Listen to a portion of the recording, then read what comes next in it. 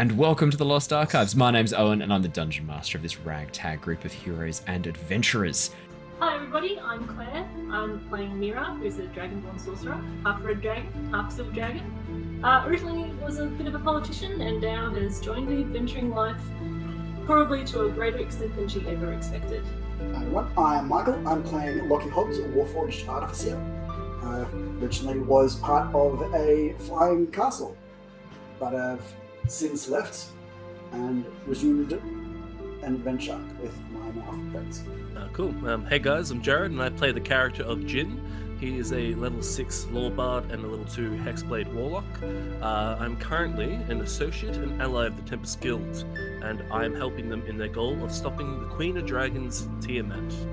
Hi, I'm Ali, and I'm playing Lyra, the Moon Druid, who has previously been stuck in a gemstone for the past 600 years, but has since escaped. Hi guys, I'm Matt, playing Yervith, the sneaky Wood Elf Ranger and Rogue, who, after a tragic incident in the jungle with his previous expedition, has now joined up with this lovely ragtag group of adventurers and is looking to see what happens next.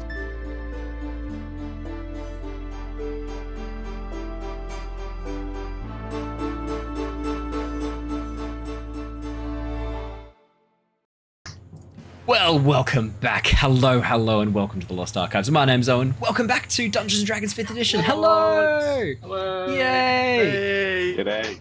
Yay! We've got most people here. We've got our good friends, our regulars, Jared and Matt. Now, you can't see Jared's face because he is webcam free tonight. He has no webcam. No webcam tonight at all, so he's audio only. And we have our two guest characters, Tom and Jacob. Say hello, Tom and Jacob. Hello, Tom and Jacob. Oh, for fun. Hi, Tom and Jacob. Every time. The answer for both of them. Oh, hello. Yeah. Welcome back, everybody. I hope you all had a wonderful Christmas and a wonderful New Year's. All of us did. I'm assuming. We all had a good Christmas and New Year's, right? It was horrible. I was horrible? actually sick. No. I was sick since the 29th with COVID. I'm That's on right. the back end of it now, but it has been horrible. I sat alone watching BattleBots on New Year's Eve. I didn't even see my girlfriend. Okay, I did You weren't that really just alone with then. someone. It was Yes, the but exact same New Year's Eve. But I had no one there. What was your opinion of BattleBots, though? Was it good? It was good, pretty yeah. good. That's It was pretty fantastic. good. Granny Mahara was on. I mean, what more is there? So we should say, Jared does have COVID right now. It was shit. It was so bad. What's Horrible holidays. No, um, seriously, it's been so bad. I feel for you, man. I've had a wonderful holidays. It's been lovely. I got sick on the really chill. 29th, and I had fevers and body, got hit almost by a truck, and then it's just I had a sore throat for a week, Yep. and then I still got a fucking cough. It's good times. Maybe you should have vaccinated. No, Jared is double vaxxed. I I'm am kidding. That's not funny. It's not funny. That's the It's a reason why I'm terrible not joke. dead. That's why he's not dead right Reel now. it back, reel it back. This is why I'm not on one of the ICU beds. It's very true. Yeah, I know. Also, you selfish pricks taking up ICU beds. Fuck you. Unless you need it, then obviously please take up the ICU bed. But So you know who you where are. I did this. Do you know who we don't pay out enough? The terminally ill. No. Welcome everybody. Welcome Okay, back. let's stop. Ali is not joining us tonight because she is quite sick as well. Not with COVID, completely unrelated sickness. And not terminal, hopefully. It's not terminal. She's just ill. She did want to try and join us, but I have actually forbidden her from playing tonight. She needs to take some time off and actually get better. She's not well enough to play. So it is just going to be Jacob, Tom, Matt, and Jared and I tonight. So you'll have to make do with a bit of a boys' club. I hope that's okay. Now we are going to be playing some Dungeons & Dragons 5th edition, our Tyranny of Dragons campaign. Before we get into the recap, because I'm imagining that we will need a bit of a recap so everybody can remember where we're up to. It has been about 3 weeks since we last played. I do have some fun announcements. Announcement number 1, I had my birthday 6 days ago. So I am now one step closer to death. Fantastic. Another announcement is that we are going to be seeing some very exciting things next week. As of next week, you won't see this setup. It will be a little bit different. I will be moving house into my new location. Recording studio will be set up, which means we will have even sweeter audio. And on top of that, I can start doing some VR streaming as well as some more Switch and PlayStation 4 streaming. So you will see a lot more variety streams from me, not just D&D and Avatar Legends. I know it's been very RPG focused for the last couple of months, but we will be exploring a couple of different things, which leads me to the first game that we're going to be playing. is Pokemon Legends Arceus. I am a massive Pokemon fan. I've been playing since Pokemon Red, so I am very, very excited for Pokemon Legends Arceus. It has very Breath of the Wild vibes, which anyone who knows me knows that Breath of the Wild is my favorite game of all time, so I'm very excited for a combination of my favorite game, Breath of the Wild, with one of my favorite series, Pokemon. I hope I'm not hyping it too much. Fingers crossed it lives up to that. I thought your favorite game was over the road big rigs racing. I mean, it took you 2 attempts to say it out loud, so I'm assuming that's a real game. It actually is. It has it is. Okay. Metacritic score there. There you go. No, I've never played Over the Road Big Rigs Racing. Is that it? Look it up right now. That'll be one of those ones where you get like a humble bundle. It's like always like number 10 on the humble bundle. It's just chucked in because they've got 40 copies of the key and they need to get rid of it somehow. So I will be playing some Pokemon Legends Arceus. I'll be posting some artwork. I have done a sketch of myself as a Pokemon trainer, and I've got a new overlay, and I've got some animated stuff as well that I'll be chucking in, as well as a live party down the bottom. So when I'm playing, you'll be able to see which Pokemon I have on my party live, and I've got a whole thing set up so that I can switch it over as we go. So it's going to be lots and lots of fun. But that's not going to be. It's not going to be for 2 weeks. Got to catch them all, man. That's it. Can confirm. It's big. Sketch. It's big rigs over the road racing. Big rigs over the road racing. Metacritic. It's got very divisive reviews. 8%. 8% on Metacritic. But there was another website. It had a 4 out of 5 stars. Still better than Warcraft Reforged, whatever that is. Whatever you want to say. But there's a really solid reason for that. It's still better. The problem is that people were comparing Warcraft Reforged to Warcraft 3, and the problem is that Warcraft 3 is... You cannot improve upon that. You cannot adjust that or improve upon it. They didn't even do a good remaster. No, that's the issue, is it? They worse. fucking remaster it. They just made it a buggy mess that didn't function. I don't get it. No. How they fuck that? I know, it was a slam dunk that they managed to somehow drop. I believe in Australia we're calling that doing a scovid, when you drop the ball at the very last second, when everything's going well, and right at the last second. Oh, hey guys, I'm just going to Hawaii while the... I was going to say, isn't that putting the ball down and walking away? Yeah, that's it. Yeah, just going to Hawaii or the cricket, really. Putting the ball down and going to seeing children playing a ball game, coming in with a knife and cutting the ball up in front of them. It's like, oh god, half of Australia's on fire. I'm going to go to Hawaii. Yeah, that's it. For those of you who are international, we don't like our Prime Minister. He's a piece of shit. Yeah. So not much else to say, really. Fuck you, Scammer. The last fun announcement I have. This is getting very Respectfully, go fuck yourself. No respect. Respectfully, go fuck yourself. The last announcement I have is that the Lost Archives merchandise store is live. And if you were wondering to yourself, how sexy would I look in a t-shirt with a Celtic knotwork and the words The Lost Archives on it? The answer is this sexy. That's right. Oh, damn! No. Damn! Now you're probably asking yourself, that's good, Owen. A lovely t-shirt that I'm going to wear every single day. That's fantastic. But do you have something for me to rub my mouse on a daily basis? The answer is yes, I do. We've got mouse pads now. And we've got jackets and a very stylish backpack as well. So if you were looking to upgrade your gear and look like an absolute fucking legend, you know how to do it. Unfortunately, it doesn't beat my anime titties mouse pad. It doesn't beat you. It doesn't beat that. What if what if I added some anime? Big old anime titties. What if I added them to the mouse pad? Would that be okay? I know there's some artists out there, if they want to do some crazy. I'll give it a go. I'll give it a go. I'm just picturing Yervith with like. This is what happens when it's just the boys for Dungeons and Dragons. Apparently, this is what we devolve into. I'm sorry, I'm distracted looking at the merch shop now. I'm done. I'll be back in 10 minutes. That's alright. That's fine. Bottle up. So I think we should probably do a bit of a recap of D&D, unless someone else has any announcements to share. Yeah, I think you've left out the most important facts about this merch shop is the wide array of colours that are available in the t-shirts. And very true. Jacket. The jacket's available how many colours are there? There are 4 different colours for the t-shirt. Light, there's 4 different colours. Dark, there's 4 different colours. There's 2 different colours for the bomber jacket. You got charcoal, heather, and black. You have a bomber jacket? I've got a bomber jacket too. Do you want me to go put that on? It's just really hot in Queensland today. So do it after the first break. All right. Wait, the first break? We never have a break. I push you guys until you drop. That's a good point. Just like disappear for a second, come back with the bomber jacket on. All right. I think we should jump into D&D. I think we've bored these people long enough. All right, everybody, let me do a quick recap. So, the Tempest Adventuring Guild, a group of mercenaries, explorers, and adventurers, have been working to thwart the machinations of a group known as the Order of the Dragon. This cult has been amassing power, wealth, and knowledge in an attempt to perform a ritual which would bring a dark, draconic god, Tiamat, back into the world. Our story has been following the escapades of some of the members of this group, Mira, Jin, Lockie, Yervith, and Shana, who are journeying north to try and track down an artifact used to summon dragons to the Order's side.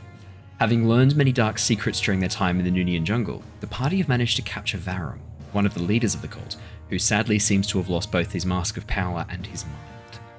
Our heroes have been in the town of Drifthaven, a large city built out of rafts and platforms floating on the surface of the Arctic seas. After spending some time with the locals, the group have learned that the cult did indeed pass this way, attacking the town and raiding for supplies before heading further north into the vast expanse of ever-shifting sea ice. Knowing that the cult's abandoned boat had been sunk by the townspeople, sometime in the past few days or so, the group set out to locate it for clues. However, before they could depart, an old enemy-turned ally, Langdedrosa, arrived to inform the group that Mira and Lockie were needed back in Oxenford for urgent business. Help had arrived for the group, however.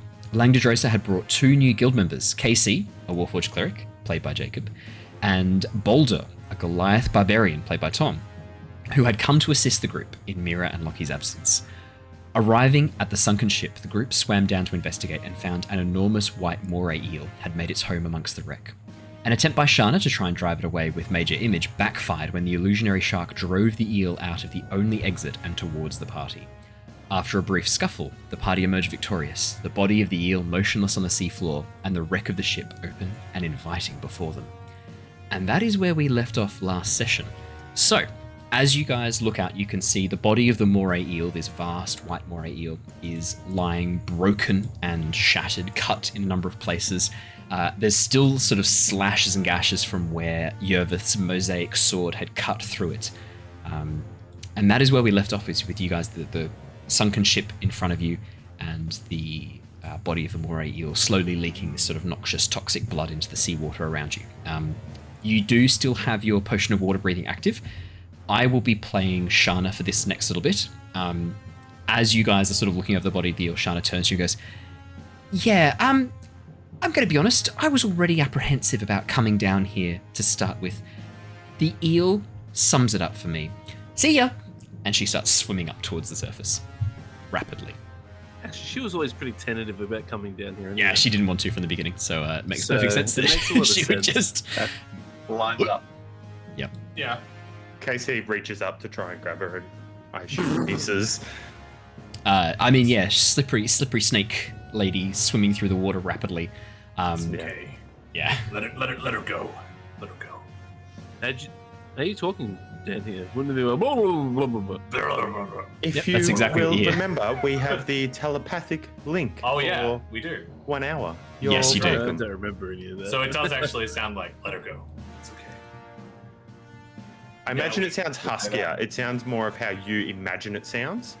Oh yeah. Actually, yeah. Oh yeah. Yeah. So you sound more like just sexy and husky. Yervith. Tell me, what would that sound like, Yervith? Oh, I don't know. So like this. I don't know. Kind of whispery, smoky. I don't know. I like it. It's Husky. Okay. husky. I'm gonna work with my husky voice. Wait, so she would actually hear That's that. a terrible joke. Yeah. Yeah, she hears you. She hears you, and she sort of looks back and goes, "No, I'm not coming back. No. Bye." It's okay. It's okay. We should now that we've cleared the way, probably should check the ship out. I sort of say in the telepathic mind link thing, is she a bit sad that she killed, like, are they related, maybe? As I sort of look at the eel, like, serpentine body and her serpentine tail. Like, did we just kill her cousin? Like, oh no. I do feel now may be appropriate. She can still hear you. I sort of stare blankly off into the distance. There is 0 distance requirement, as in there is no limiting factor regarding distance. Yeah. I just stare off blankly into the distance. You hear. No, it's because I didn't want to be here, and there's fucking eels down here. I sort of say, as if I'm trying to say it in my own head, like, yes, definitely a cousin. But I accidentally do the telepathic thing again. Please. Boldor just gets his axe and just like waves that eel goo away from him. Yeah.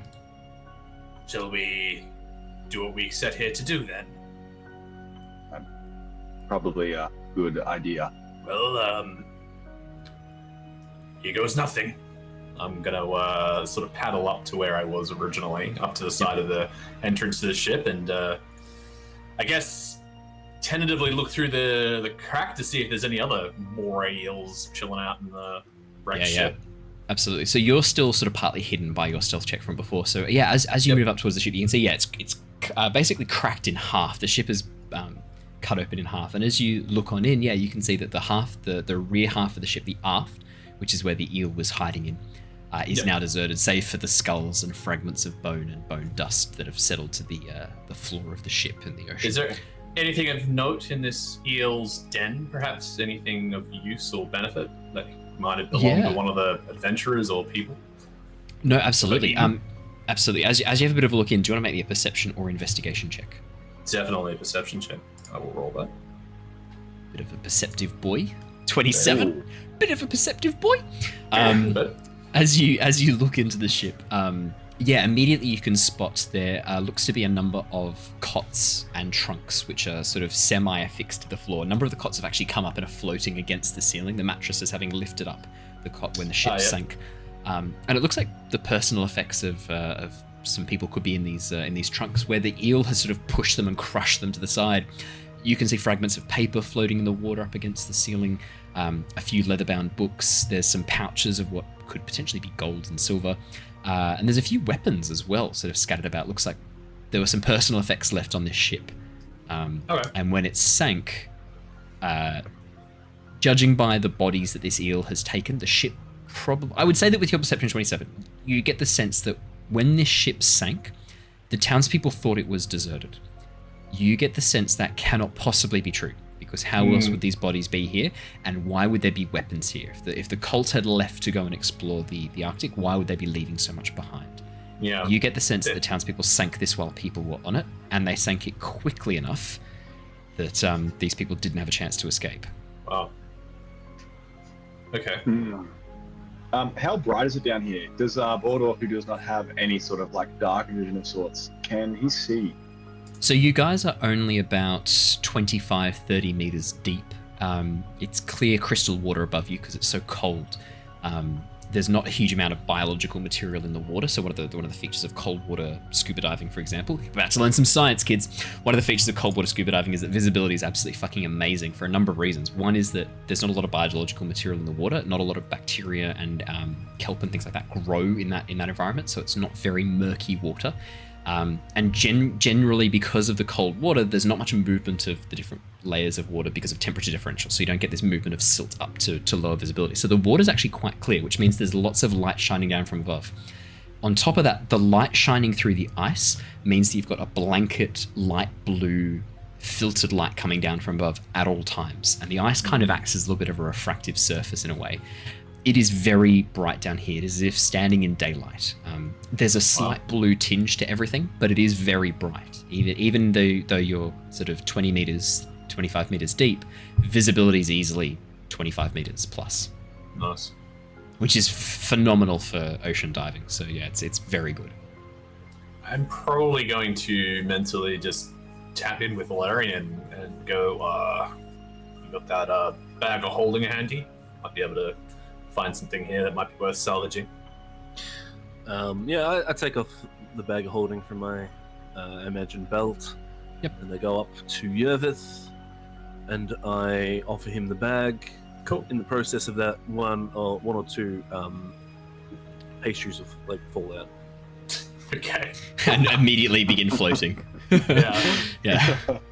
I just give myself a bit of like that bit of a shake of the head, and then go about just sort of pilfering the little bags of potentially gold. As the pastries begin floating up, a number of fish come and start biting at the pastries, sort of consuming the pastries as they. And then they all die. For the moment, they seem okay. Jesus. Pastries are fine. I'm gonna say they've been there for a while. They're just There's no air. It's Yeah, just but they they're can't stale as hell, man. they can't rot. They're just solid. Look, all we need to do is just toast them and we'll be fine. Okay, just show me the microwave. I don't think removing moisture is going to help. I would say that you need to soak them for a number of hours and then you can toast them. So they're probably going to be okay if we leave them underwater. Well, salt water is not traditionally great to consume. That's true. No, might be a bit salty. Salt and sweets. Not a great flavor combo. Are any of the weapons left behind of note? Are they just generic sort of? Yeah, like very standard short swords. I would say that mostly what you're looking at is things like short swords, hand axes, things like that. The only weapon that stands out to you is a trident, which has been jammed into the floor and still has a skeletal arm holding onto it. Oh shit! The trident seems to be made of some sort of silvery material. It looks to be much lighter coloured metal than your standard iron. It's a sort of like a bluey silver colour. Well, could I try and get that out of the deck if I could? Yeah. Out of the floor? Yeah. You go over and begin tugging on it. It doesn't take a strength check. It's not jammed in there too hard. As you pull it off, the skeletal hand unclasps and falls apart, only being held on by just a few bits of sinew holding the bones together. And as you pull this free, the hand just collapses. It's very lightweight. You would expect this to be a lot heavier in the water, but it seems to be incredibly lightweight. Still strong, but very, very lightweight, supple metal. Cool. Do I just... Oh, sorry, no, you go. You go on. Now you go on. I was just wondering, like, what sort of creature or people would have the trident like this. I mean, I know from a player perspective, I know what it could be, but would you ever kind of put the two and two together and sort of... Do you want to make me I would say nature or history check would work for me. I'll probably do nature. 24. Yervith, you do know a little bit. One of your expeditions that you went with on the Oxenford Historical Society was an underwater recovery. One of the cities that was lost during the ruin, Ormo, that went down, this sort of ancient city towards the south of Oshia. One of your recovery missions was to dive down and actually recover some salvage from there. You came across a group of aquatic creatures known as Sahagin. These creatures had a metalworking that was based on the production of metals underwater, in an underwater environment. So the metals they used were very lightweight, not as strong as iron and steel, but resistant to rust. For those of you who are watching at home, aluminium. They have aluminium weapons. Okay. So the weapons are... Yeah, so the weapons are very lightweight. You know that Sahagin are generally quite aggressive. They were aligned with the Betrayer gods during the ruin. They were actually created by the Betrayer gods during the ruin to attack and demolish the undersea people, the Tritons and the Merfolk. They were actually designed to be frontline troops in that battle. Since the ruin and since the Betrayer gods have disappeared, the Sahagin have taken on a very tribe-like existence. You know with the nature check of 24 that they're quite easily dominated by creatures with a lot more power than them. So certain sea monsters have been known to actually end up attracting Sahagin almost as worshippers, like they're some dark god. The Sahagin will worship them. You know that that sea hags, for example, will often have recruited Sahagin or ended up having Sahagin work for them as guards or things like that. Yeah, bad news. Sahagin are not great. I'm going to put it that way. Okay. But one thing that would stand out to you with an nature check of 24, for Sahagin to be this far north, that is interesting. You know for a fact that Sahagin are cold-blooded. Yeah, that's very interesting. Cold-blooded in cold water. Yeah. In the frigid waters of the north. After seeing the bit of food float to the surface, he taps his body and realizes he left all of his inventory on the boat because he's diving in the water. He just gets part of his pelt and just drops it in the water just to see if his cloth rises like that or sinks to the ground as well. It's part of the pelt he's pulled off. He's just doing some impromptu little science there. Just so that I know, which part of the pelt have you pulled off? So over the waistband a bit, he's just ripped off a little bit of the outer part, nothing structural, and just puts his hand out and just lets it go to watch it. You're wearing animal hide, I believe. All of your armor is animal hide. You watch as it floats up towards the surface. Yeah, and he's just... Actually, I would say Watches it go up. quickly at first, and then it starts to slow down, and then very slowly bobs up and down a little bit before finally reaching the surface above you. This feels like a child's afternoon show that's Science with Boulder. Welcome to Science with Boulder. And that's our little ditty. Yeah. He's not going to teach you very much at all. Don't listen to him. It's time to learn some facts. I'm gonna learn you some science. It's Boulder. Amazing. Boy. It's time to learn some science, boy. Yeah. While we're doing Science with Boulder, Yeah. KayCee will wander over and look at all the investigation that's going on as well. Yeah. So KayCee's walking on the bottom of the bottom of the ocean as KayCee is made of metal. Just Yeah, straight up literally walking. wandering over. Yeah. KayCee will say, "Do we care to ask these some questions?" As they indicate over at the skeletal beings. Oh, well, that could be useful. I sort of have another look again and go, they might yield answers. They seemed like they were caught unawares, though. Well, they will yield answers. Whether we care what those answers are is a different hypothesis. I can't hurt, I guess. You might be able to give us some as to, like, Excellent. perhaps where they were going or what they were doing here. Yes. Okay. Now or Boldor's later? hands. Well, I believe it has... How long has it been since we've been in the water with the potion? Oh, you've only been in the water for 20 minutes or so, tops. Not that long. No, 20 minutes. Your dive time's 20 minutes, you've still got 40 minutes left. I think, what's your potion of water breathing? I think that is 2 hours, is it? 1 hour. 1 hour, so you've got 40 minutes left.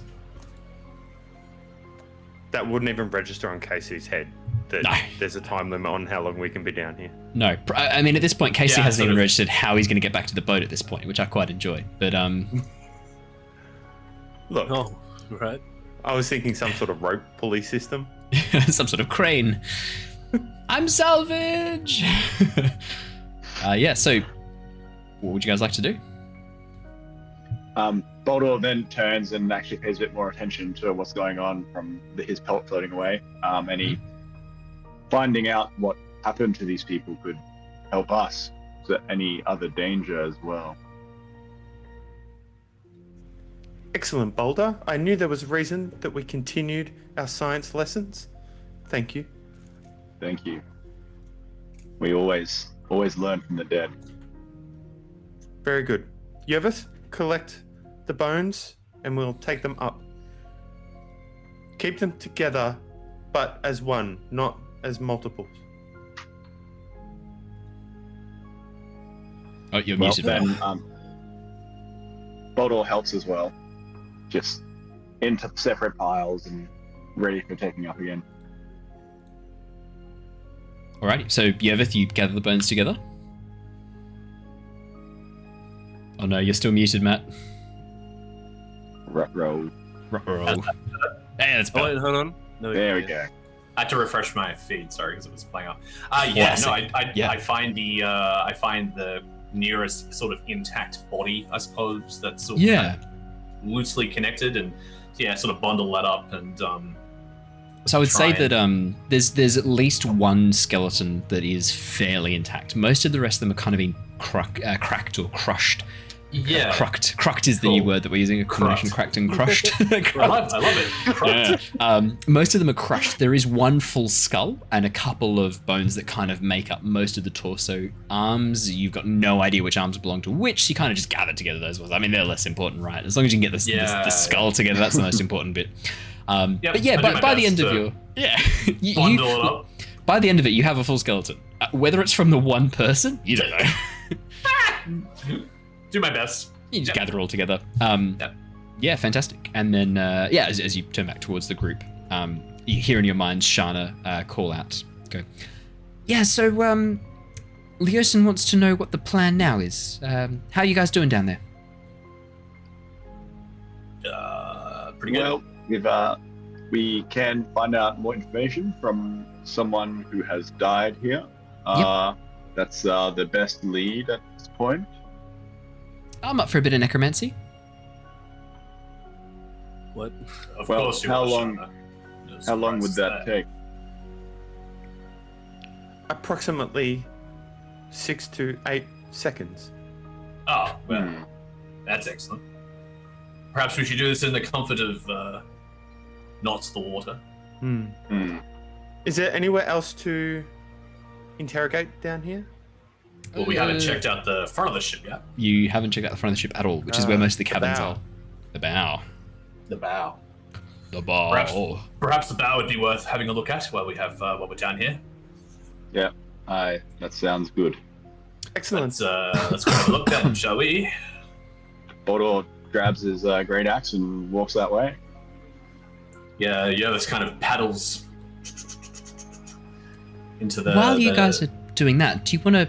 I'm going to lower a rope down with a weight on it. Do you want to attach the bones to that, and I can bring them up, and then we can use that to get KayCee up afterwards? Oh yeah, of course. That sounds good. Hey, KayCee will stay there and help receive that and tie that up. Yeah, I Yeah, guess cool, I'll cool. just transfer the bones to you and sort of tie it up to the rope, I guess. Yeah. As you guys, so Boldor, Jin, and Yervith, you guys are exploring the bow of the ship. Yeah, as you come towards the back half of this cracked in half ship, you can see that there is a series. There's 2 decks basically. There's the lower deck, which looks to be cargo and things like that. The crates and barrels that used to be stored here for food. There's not many remaining, nowhere near enough to supply a ship this size. You get the sense that most of the food and supplies have been taken away before the ship sank, but there are still some supplies there, as if whoever it was planning on coming back to this ship. The upper deck looks to be mostly accommodation and places where people were sleeping. As you begin sort of moving down the corridor, you can see a number of the doors are opened. This area has mostly been cleared out. Whoever was staying in these rooms mostly has left. But would you guys like to make me an investigation check to see if you can pick out anything at all or any clues that have been left behind? What I'm going to do is, I think I'll help. So who is it? It's me. You, Boldor, Yervith. and Yervith. 0. Okay. 0 I on might just do an investigation check. Actually. 0 on investigation. Boldor, How do I impede? as you're swimming through, you actually get stuck between 2 open doors. Your massive muscles block the way. Oh wow. And as you're trying to get free, you end up sort of like cutting away at one of the pillars with your axe, trying to get yourself free, which causes the back section of the ship to partially collapse. You have a natural 1. Oh my god. As you 0 and a 1. Oh, fuck you, hell. 2 natural 1s for investigation. So, Jin, here's what happens. You swim I want to ahead. hear what happens to Yervith first. Oh, yeah, no, I was just going to say, you swim ahead. Yervith and Boulder. From behind you, as you swim ahead, you hear this.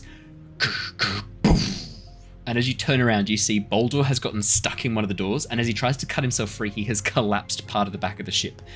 Yervith, as he tries to swim through the small gap, immediately gets stuck. As he tries to get free, Boldor comes over with his axe and starts cutting away at the edge, collapsing the entire back half of the ship. Boldor and Yervith, you're both outside the ship. As this collapses, the wake pushes you back. Jin is trapped inside the ship at this point. Oh no. Jin? Hey, I got a 21. Jin? As the back half of the ship collapses. I will say to everybody in the telepathic, in a telepathic thing, I'll go, nice work. It's not too bad. I do have dimension door, so I can get out of here easily. Oh, that's very handy. But I'd rather not use it if I can help it. Perhaps we should. Thank you both. You have done. Yes. Look, I'm sorry. Great. Okay. I'm sorry.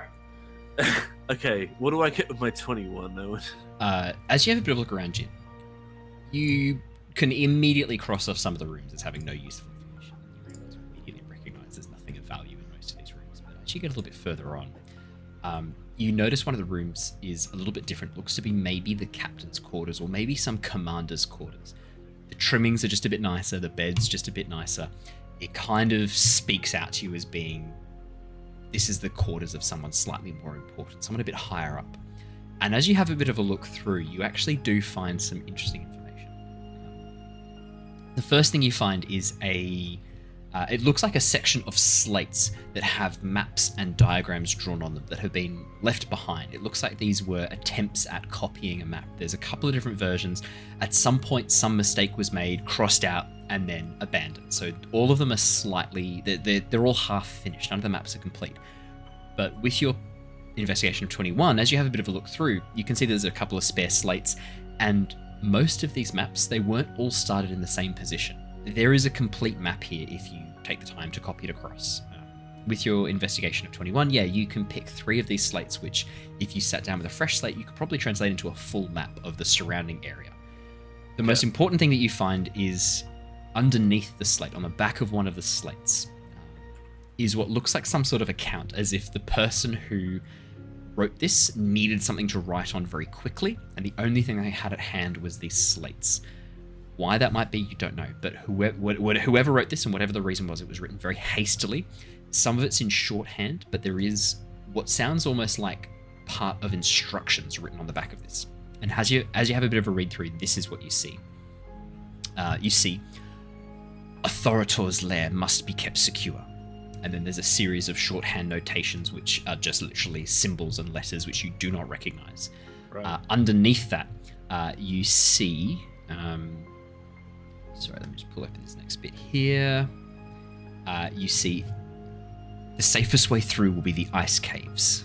And then there's a series of maps, basically like this, like symbols of markings, which you recognize from the maps, which look to be some sort of like entrance doorway. It's kind of the impression you get from it. And then you see, then you see the horn cannot be blown for 6 days. After that point, we can summon more dragons. And that's where the shorthand cuts out. Ooh, okay. Could you do me a favor and just put that in the chat for me? If that's Sure. okay. Yeah, it's fine. Perfect. Type that out. And I'll just put that in my notes. Can I take all this stuff with me and put it into my backpack? Is that are they like structurally sound enough after being in the water? Yep. No, they're slates. They're sections of stone that have been written on with chalk. Yeah, Yep, okay. completely fine. Gotcha. Cool. Well, I'll take the slates with the instructions, and I'll take the slates, the 3 slates that, when combined, make a complete map. Yep. Ice cave, safest route. Horn cannot be blown for 6 days. Cool. That's the main stuff. While this is happening, Boulder and I are probably trying to get Illyrian out of the Yeah. ship. I was just going to say, and Boldor. KayCee would have face palms and said, "Allow me." I like the idea that Come over and KayCee try has to like a smaller hand inside his hand that he uses to face palm.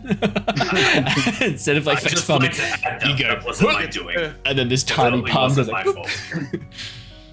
It would be nice to be sort of taken it, like helped out of here without using the Dimension Door. That's a 4th level spell slot. Yeah. Could so there be a way to go on top of the ship, then come down? absolutely, yeah. As Boldor and Yervith, you guys swim up and look over the top of the ship, you can see there is a hatchway that looks like it leads down to the lower decks.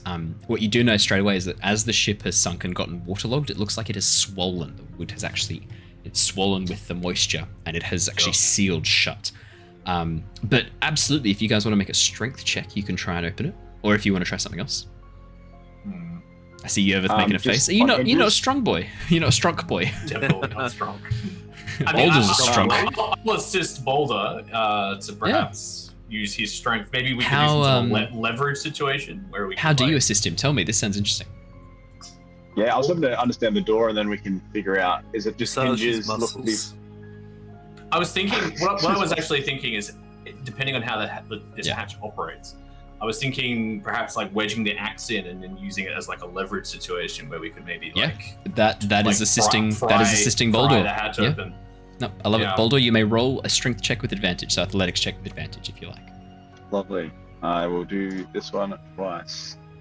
Hey, 21 and 17. Pretty good. 17 is enough, as is the 21, which is the one we're taking. Yervith, you sort of point out, you go, maybe we could use the lever action if you put the axe in here and then push against that, it'll crack it open, and Boulder's like, yeah, sure. Bam! The axe into the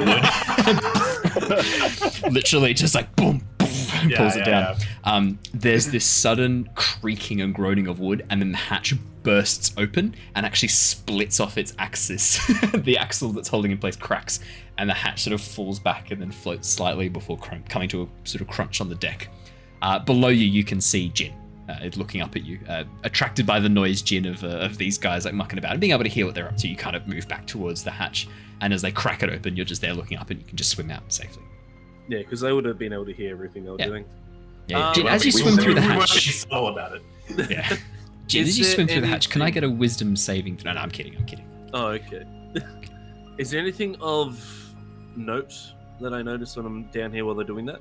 Other than no, that's no. The main thing you found is the information that I've given you about the map. Cool. The ice caves being the safest route. That's what you find. The rest of it's fairly innocuous. Glances around and looks for any sort of insignia or signs of where the ship was from or who owned it or anything of that sort. That's a very good question. Boldor, as you head sort of around, swimming about, looking, the name of this boat has been removed. It has actually been burnt off. It has been scorched off. Whatever this boat was called, name has been removed.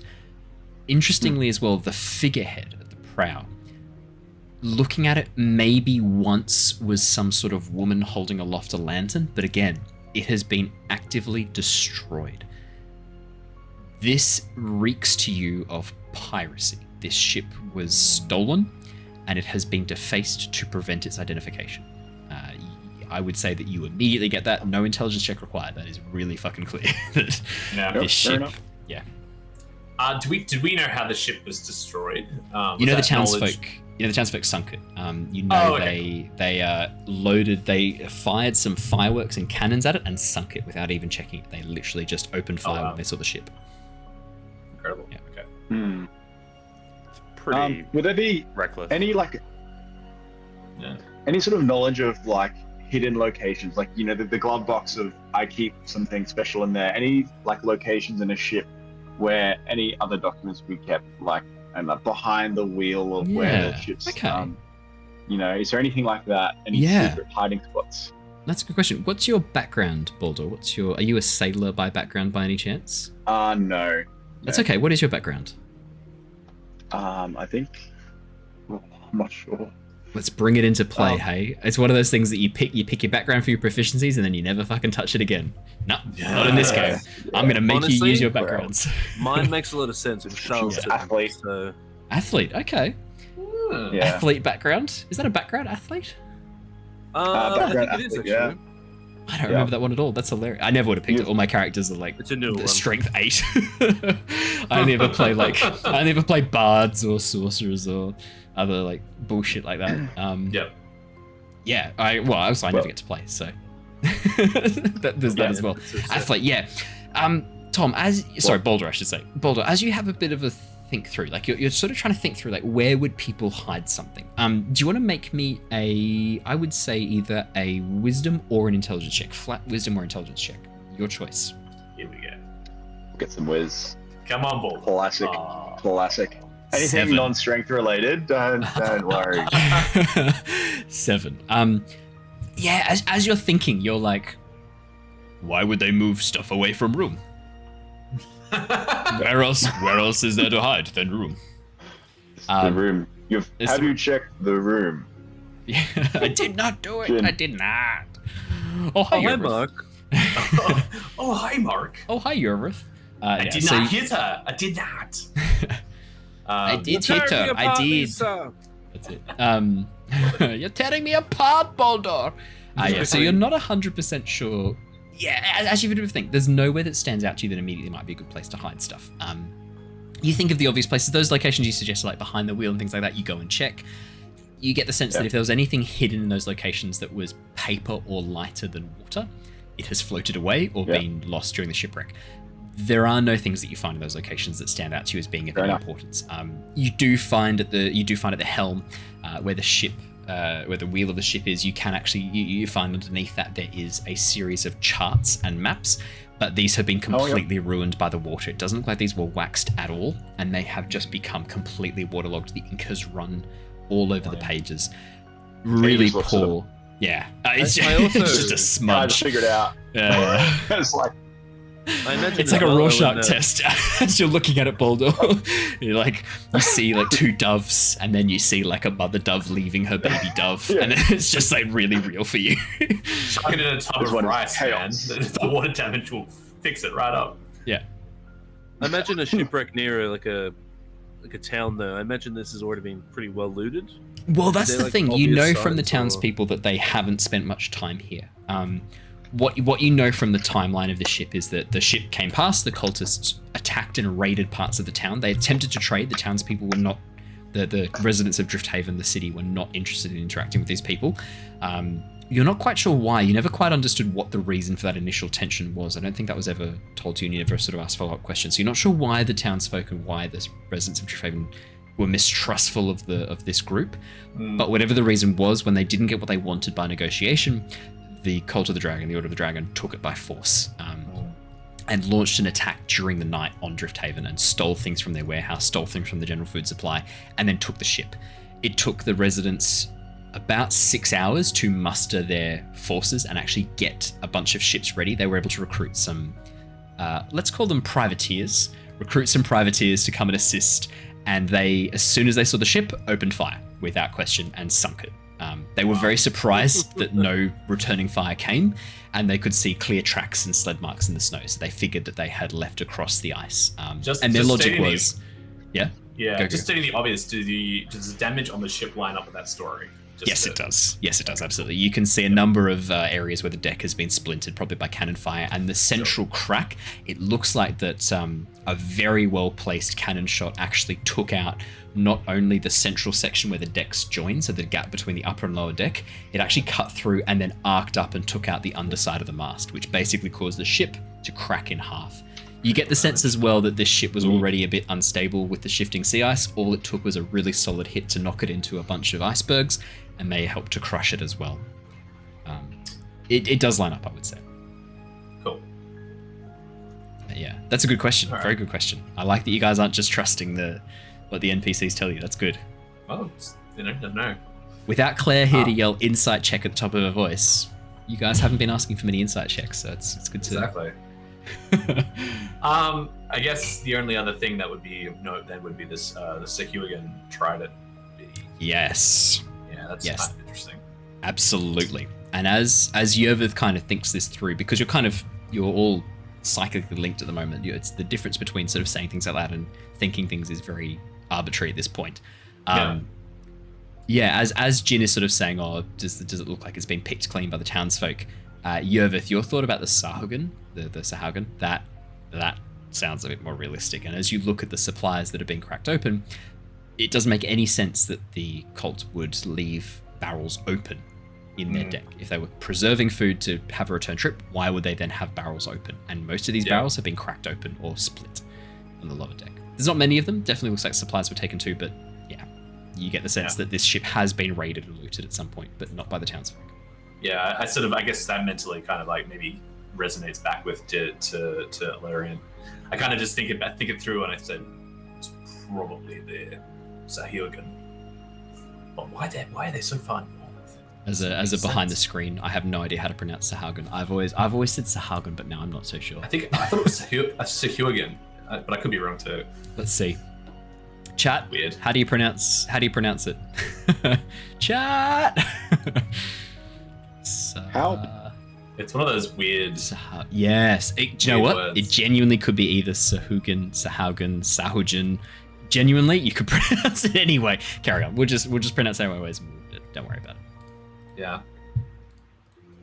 So yeah, I basically relay that to Larian, saying probably wasn't the village people, but these underwater critters, Sahuagin, more than likely, were the ones that raided this ship. Sounds right. I don't think there's much more we can glean from this shipwreck. Should we head back up to the surface? Yeah, let's go up to the surface. Back to the ship.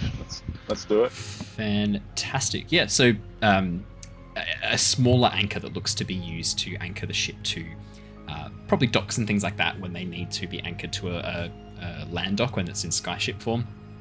Comes down, weight's a bit less heavy, a bit less intense, but on a much stronger cable. And KayCee, you are offered that to get on.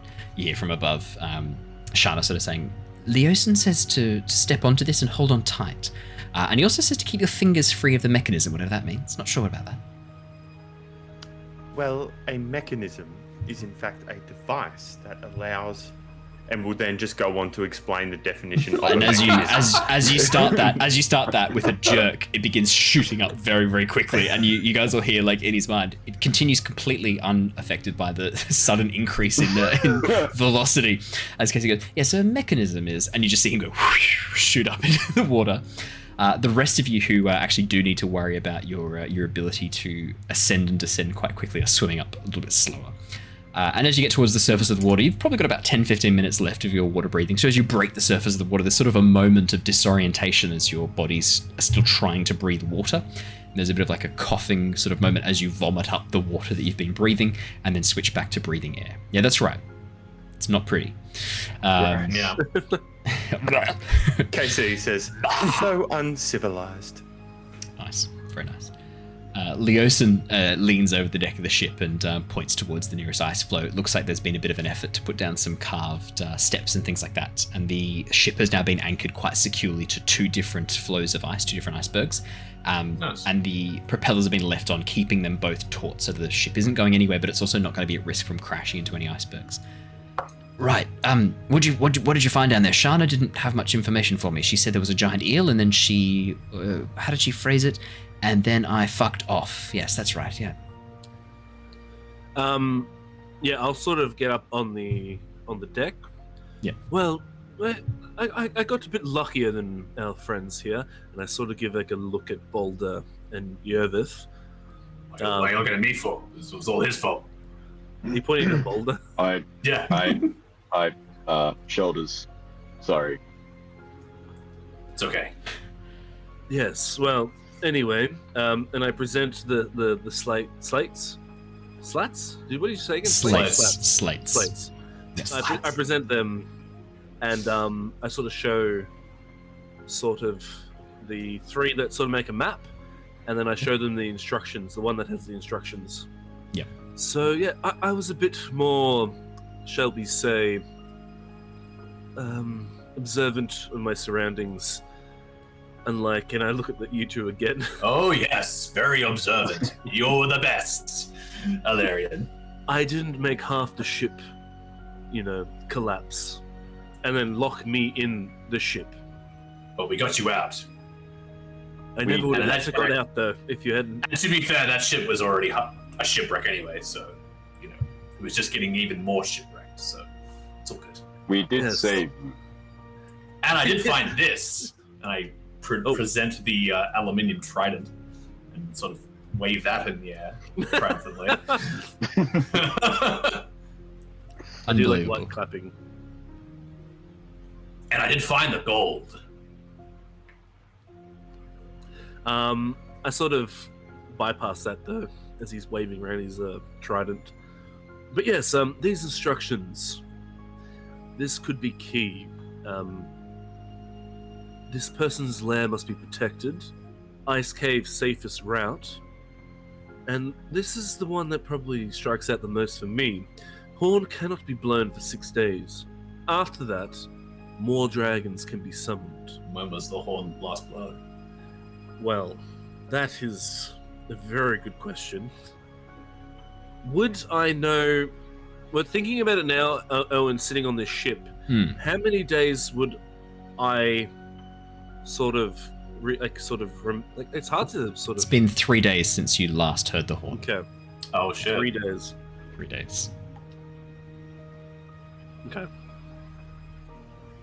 Yeah, I'll sort of look off in the distance. I'll sort of be thinking to myself, and I'm... 3 days.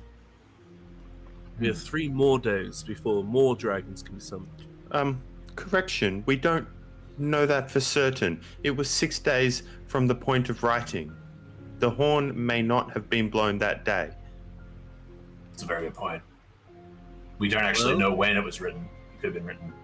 It says 6 days, but But the horn may have been blown 3 days prior to that, which would be 9 days from blow to blow.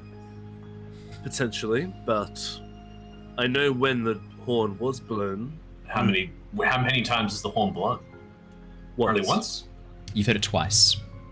Aha, well, my bad. It's been a while. You heard it once in Palin, at the council meeting, your first council of Palin meeting. I do remember that. It's what disrupted the meeting, and then you heard it again in the jungles of Nunia. I did not know that. And how many days were between those two? As you begin to think about it, Jin, about 6 days. Oh shit! Ooh. So I'll sort of sit there and like, wait, no, not one. The horn's been blown twice, and I'm sort of sitting there. Oh wow! 6 days between each horn signal. The last one was 3 days. We do have 3 days before the next horn will be blown. Boldor is also thinking about that very hard as well, and he's starting to nod. KayCee will lean over to Boulder and help with the fingers, and put down 4 fingers and push up 6 fingers. When Boldor is like sitting there, like amazing. really thinking hard, I'm gonna stare at him like expectantly, like as if like he's on the verge of a breakthrough. So I'm just sitting there watching him. And then like the sixth finger, the sixth one pops up, and sort of his eyes and looks up and looks at everyone and being like, it could be 3 more days. Yes! Like, celebrates like Kevin from The Office, like, yes! Leosin looks towards probably Jin at this point, who's not joining the celebrations. I'm sort of like a little bit like,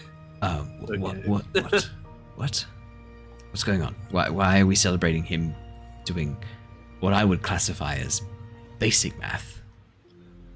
I sort of look off at like Leos and I just sort of shrug. I'm like, fair enough. I sort of look at him and go, look, I'm not the one who hired them. And I look at him. Hey. Look, would we hear that? I didn't do it very loud. I didn't do it like. What's your passive perceptions? Though. So yeah, let's go off your passive perceptions. What's your passives? Also, how much would there be any leak through of the telepathic is still going with that? How long does the telepathic last for? I said it. I didn't say it in my mind. Oh, so that's wearing off too. So that's wearing off with the water breathing. Yeah. What's your passives? If you're above 13. I have a 21 passive perception. 11. I'm definitely 11. Okay, so unfortunately neither of you are above 13. So I said above 13 is what you needed to hear him. Unfortunately, neither of you picked that up. Admittedly, like Yervith does, but this isn't really directed at him. So no, I know. I'm just like, hey man, cut some slack. Not cool. You're being a bit of a dick right now, Jin. Shana sort of looks over at the lot of you and goes, right. So what's the plan next? Where are you headed? What are we doing? I look at KayCee expectantly and go, I think you were going to speak to our skeletal friend here. I can. We would have questions of 5. Wow. That is in fact 5 questions of which we may ask of the creature. Okay. We may want to work that out before the ritual. That would be wise. Or just wing it. Yes. No. How long? Mysterious voice in the air. I'm not gonna just wing it. Yes, no, we should probably figure that out. How long will it talk to us? Okay, so what I'm looking at is speak with dead. Yes. I think is quite clear. So it has a duration of 10 minutes. Yes, you got 10 minutes to ask you questions. I mean, chances are this fellow's probably... he might be important. He might know who this Arutator is, or Arutator, whatever his name is. He might know who he is. Quick question. Where his friends are. What? Sorry, Yervith. KayCee, are they obliged to answer our questions, or can they lie? Like, what are the restrictions we're playing with? So until the spell ends, you can ask the corpse up to 5 questions. It only knows what it knew in life, including the languages that it knew. Answers are usually brief, cryptic, or repetitive, and the corpse is under no compulsion to offer a truthful answer if you are hostile or it recognizes you as an enemy. There it is. Oh! If it notices an enemy. It recognizes you as an enemy. Well, And it can't learn new information. It doesn't comprehend anything that happened since it died, and it cannot speculate about future events. Oh, okay. So what happened to it since idea. it died, can't tell you. Oh, okay. So KayCee, how you want to roleplay? How you're just gonna say sort of what Owen said? Yes, it will answer, but it will answer as if it was answering. It is under no compulsions and may not want to answer, but it will say something. Huh. Well, maybe they might be a little bit more. What's the word? They might be a little bit more prone to answering if I appear as this person. Owen, I turn myself into Tellus the White. Ooh, interesting choice. You watch she as is the white Jin. mask wearer at the moment. Well, that's where it gets I- tricky we because thought you know we were, Varum she is the was. white mask bearer. No, but Varum isn't. Tellus got the white mask, remember? You actually don't know who stole the mask. You just know that Varum lost it. Your suspicion is that Talus took it, but you don't know that. You know she had designs on stealing it. She tried to recruit you guys to steal it, but you have no idea who has the white dragon mask at this point. You don't know. I think you have suspicions, definitely, but you don't know. Okay, so it's either Tellus or Varum that I'll impersonate. But I mean, Varum's an easy one. If you want to look like Varum, you just go downstairs and look at him. He's in the hold. Yeah. He's in the brig. okay, I'm gonna try Varum. It's pretty. It was pretty recent that he became what he is now, a blubbering mess. Like That literally was very, days. very recent. I think because it was of Ellie. 3 days ago. It was literally as you were in Nunia, you guys caused him to go mad. So, Yeah. So this dead person won't be otherwise aware. Okay, I'll go with Varum because I sort of know a bit more of his situation. I don't know what Tellus is doing at the moment. no, you've got no idea. We'll go with that. I'll dress up. I'll sort of dress up as Varum. I'll do a disguise self to copy his clothes, and I'll look exactly like him. It might help that there's me looking like an upper sort of person will help. My question as is, for does the your two- disguise include the white mask or not? Because you don't know what that looks like. I don't think I would do it because I don't know what it looks like. I can't make. I could probably go with a very generic looking one, but Yeah. have I seen any other masks? No, Have I you actually guys seen haven't. any? You've actually not seen a single dragon mask at this point. You Okay. have no idea what they look like. I won't do it because it's just a bit too It's a Too bit risky. risque. too risky. No. I'd rather, the facial recognition might be better anyway. But Yeah, so you I'll watch have Varum. as Jin takes on this dwarven form, great big bushy beard with these long sideburns that peel up and then curve around the back of the head into this very bizarre looking hairstyle. Tattoos of draconic forms across his bald head and across the back of his head. And his eyes take on this very dark, low, heavy set appearance, so very heavy into the back of his head. And yeah, the clothes you picked are his robes, not tattered, obviously. The clothes he's wearing now are very tattered and very broken, but the clothes that you pick are what they probably would look like fully looked after. Could you roll me a performance check, please, Jin? Sure. As you try and perform like Varum. 18, I rolled a 10, fantastic. That's Yep. too. It's pretty good. Alrighty. And I don't actually know. Okay, yeah. So we told Boldor and KayCee what I am, at least at a game. Yep. But in KayCee. game, I am a changeling. changeling. KayCee, are you casting Speak with Dead? No, Let's not do No, that. okay. I was going to work out the questions first, right? Yes, let's work out the questions first. Fair enough. I don't know what Varum sounds like again. I have Varum heard sounds him like the classic Duergar. The Duergar voice. I use a Scottish I accent with a can't much do deeper your voice like gravelly. that. That's okay. Suck at it. So That's okay. I'm going to attempt to do a deep voice and just pass it off as Varum. That's fine. I'll take that. Right. Well, what questions should we ask? I feel that this may have to come from you all. We are only new here and we don't exactly know what information you are seeking. That's a good point. I just want to know the easiest way to the port. Safest path. Okay. Well, I'm just gonna talk normally. Well, first question probably would be, I guess we're gonna get some context of who they are. Like, we think that they're the dragon cult. So we could ask him. But if I'm Varum, that would just sort of insinuate that. That'd be weird. That would be weird. Remember that the corpse isn't. It's the semblance of life. It's not actually capable of critical thinking. Speak with dead. It just gives it the semblance of life and intelligence, allowing it to answer questions you pose. It doesn't return the creature's soul to it, only animated spirits. Thus, it can't learn new information, doesn't comprehend anything that's happened to it since it's died, including while Speak with Dead is active, and it can't speculate about future events. So, keep that in mind, that it's not able to process the information that you give it per se. Right. I reckon our first question should be, what was your mission out here? I think if we can figure that out, then we could even adapt some of our questions on the fly, depending on what their mission was out here. Because we don't actually really know that, do we, per se? Not particularly. That sounds smart. So find that out first. We can write some other questions, but that might alter our response. I'll write them out in chat. So I've written that down. I'll write them all down. Very nice. I like that. Sweet.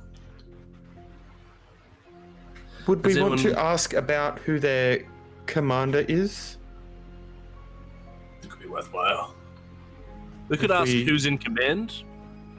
Mm. So it's not per se like who's your commander. That's a bit more specific for the dead. He might let you say I have no commander. If you ask who is in command, who was in command, they might give us more of an idea of who's out here commanding them. Who was in command? I guess it's past tense, isn't it? We're asking the dead like questions like that happened in the past.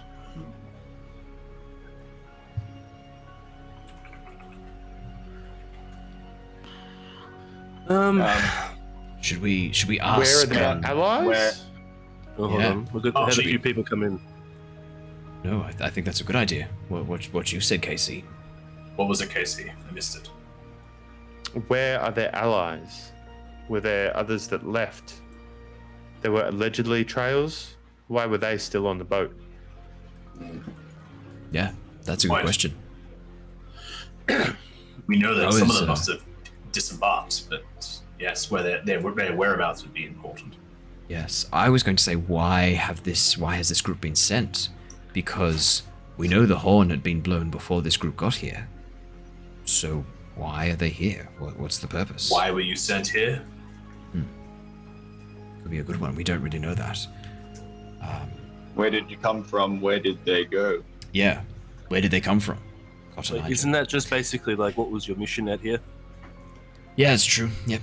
I guess another good question then is what dangers were you prepared for? Because whatever they're prepared for, maybe we should be prepared for.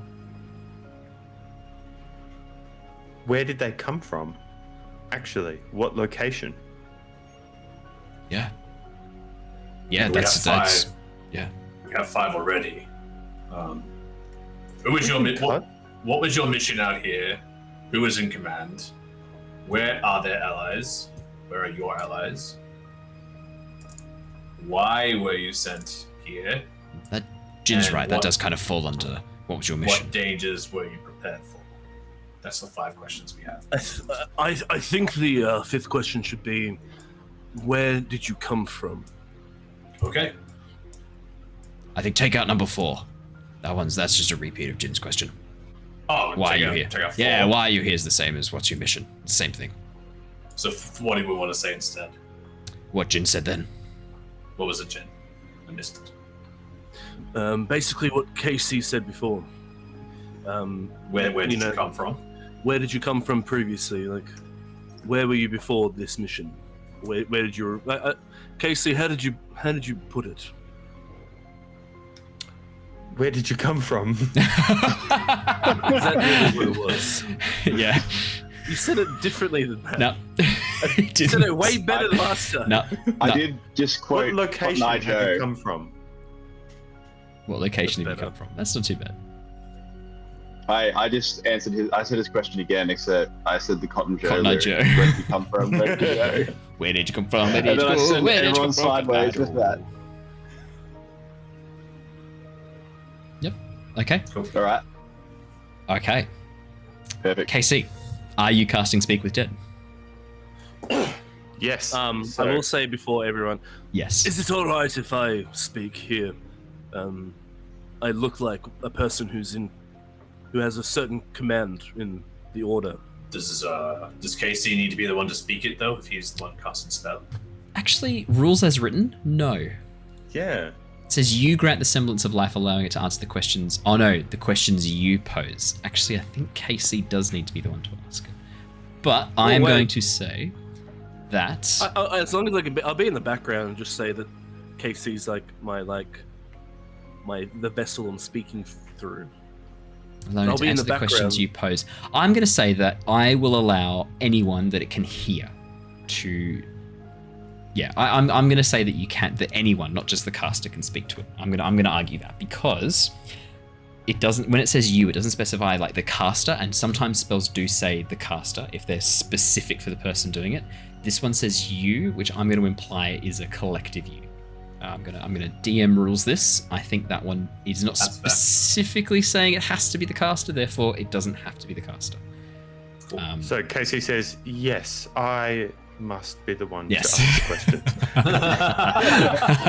question. Nice. Love it. But I think with some effort, I may be able to transfer that over to yourself. As a dwarf, I nod.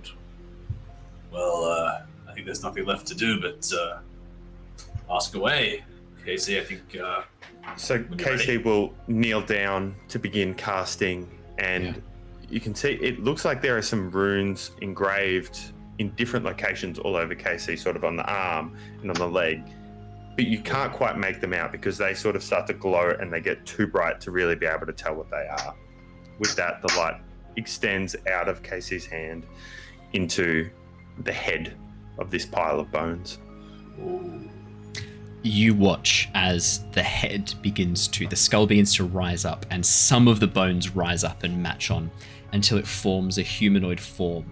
Most of the bones stay lying on the ground, having not come from this corpse, but the bones that are associated with this corpse do rise up and attach in their locations. So you can see there are a couple of finger bones, there's an ulnar, one of the arm bones, the hips and the spine are mostly intact, and there's a single leg, part of the femur and the lower tibia and fibia connected on as well, until it forms the semblance of a human body, but leaves a large pile of bones on the bottom of Yervith. And as you look, you're like, oh, there's 2 hips in that pile. Yeah, that could have been a good way. But as the skeleton rises up and then begins sort of floating in place, you hear this. Speak. Cool. So I sort of look at everyone, I sort of nod, and I move forward. And so he can only hear us. Can he? He can't actually see us, can he? You're not Because he has really no eyes or 100% anything. sure. Yeah, there's no eyes. It's just a skeleton.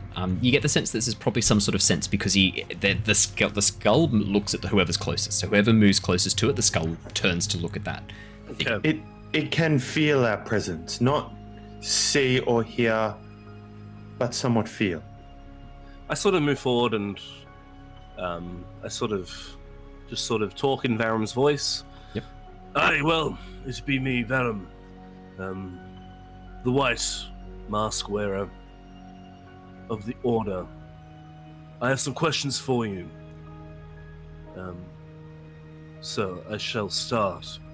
What was your mission out here? We were to reinforce the garrison in Orthodo's lair. The horn is unguarded. Oh, oh boy. I'm not saying this. Trouble with the hag and Sorgen have stretched our forces thin. Did he say hag? That's what you thought See you you had. Well, Yeah. Cool.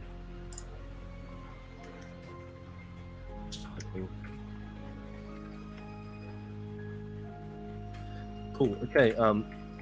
Well, next question, lad. Who was in command of your expedition? Talis the White was in command. Yeah. She's here.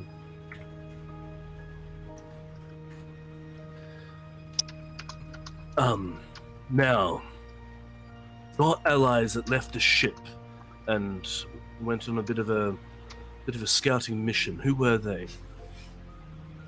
Where were are they? your allies? Oh, I heard who were they? I did ask where are your allies originally. Yeah, that's true. I will be a nice DM, even though you got a little bit confused. I There. just will be a nice elaborated DM. a little bit. Yeah, exactly. Where are your allies? They have taken the ice tunnels. Because it can't speculate about the future, that's the last thing it knew, that they were taking the ice tunnels. Sorry. What location did you come from, this expedition? Oxenford, our secret headquarters in the heart of the city. Oh, okay, that's juicy. Before you ask the next question, KayCee's going to throw up a hand real quick and quickly get everyone to come together. Yes. Should we ask them how many there were? If they were all going to the one location, presumably we'll want to go there. Should we ask them how many? I think I have a different question, lad. Where are the ice tunnels? I prefer to know the exact location of the secret headquarters Oh. in Oxenford. Well, what about the ice tunnels? Actually, well, I do have a map. That's true. Okay, so the slats that we have, how we put the three together to create a map. The they slates, actually yes. show where the ice Yes. caves are. They do. There's a series of pathways marked around here. One of them takes you across the sea ice and leads around a series of glaciers and a series of fissures of ice. All right. Another pathway leads directly into a series of tunnels that seem to carve down under the water. And then the last pathway looks like it heads up a series of jagged cliffs along the edge of a rather large iceberg. So we know that the ice caves are the safest route. I would probably assume that Yervith would know that information prior to this, so I would not mention the ice caves. Yeah, I think Jin did share that. Yeah, I did. I showed everyone. I sort of put it down on the deck of the ship and showed everyone.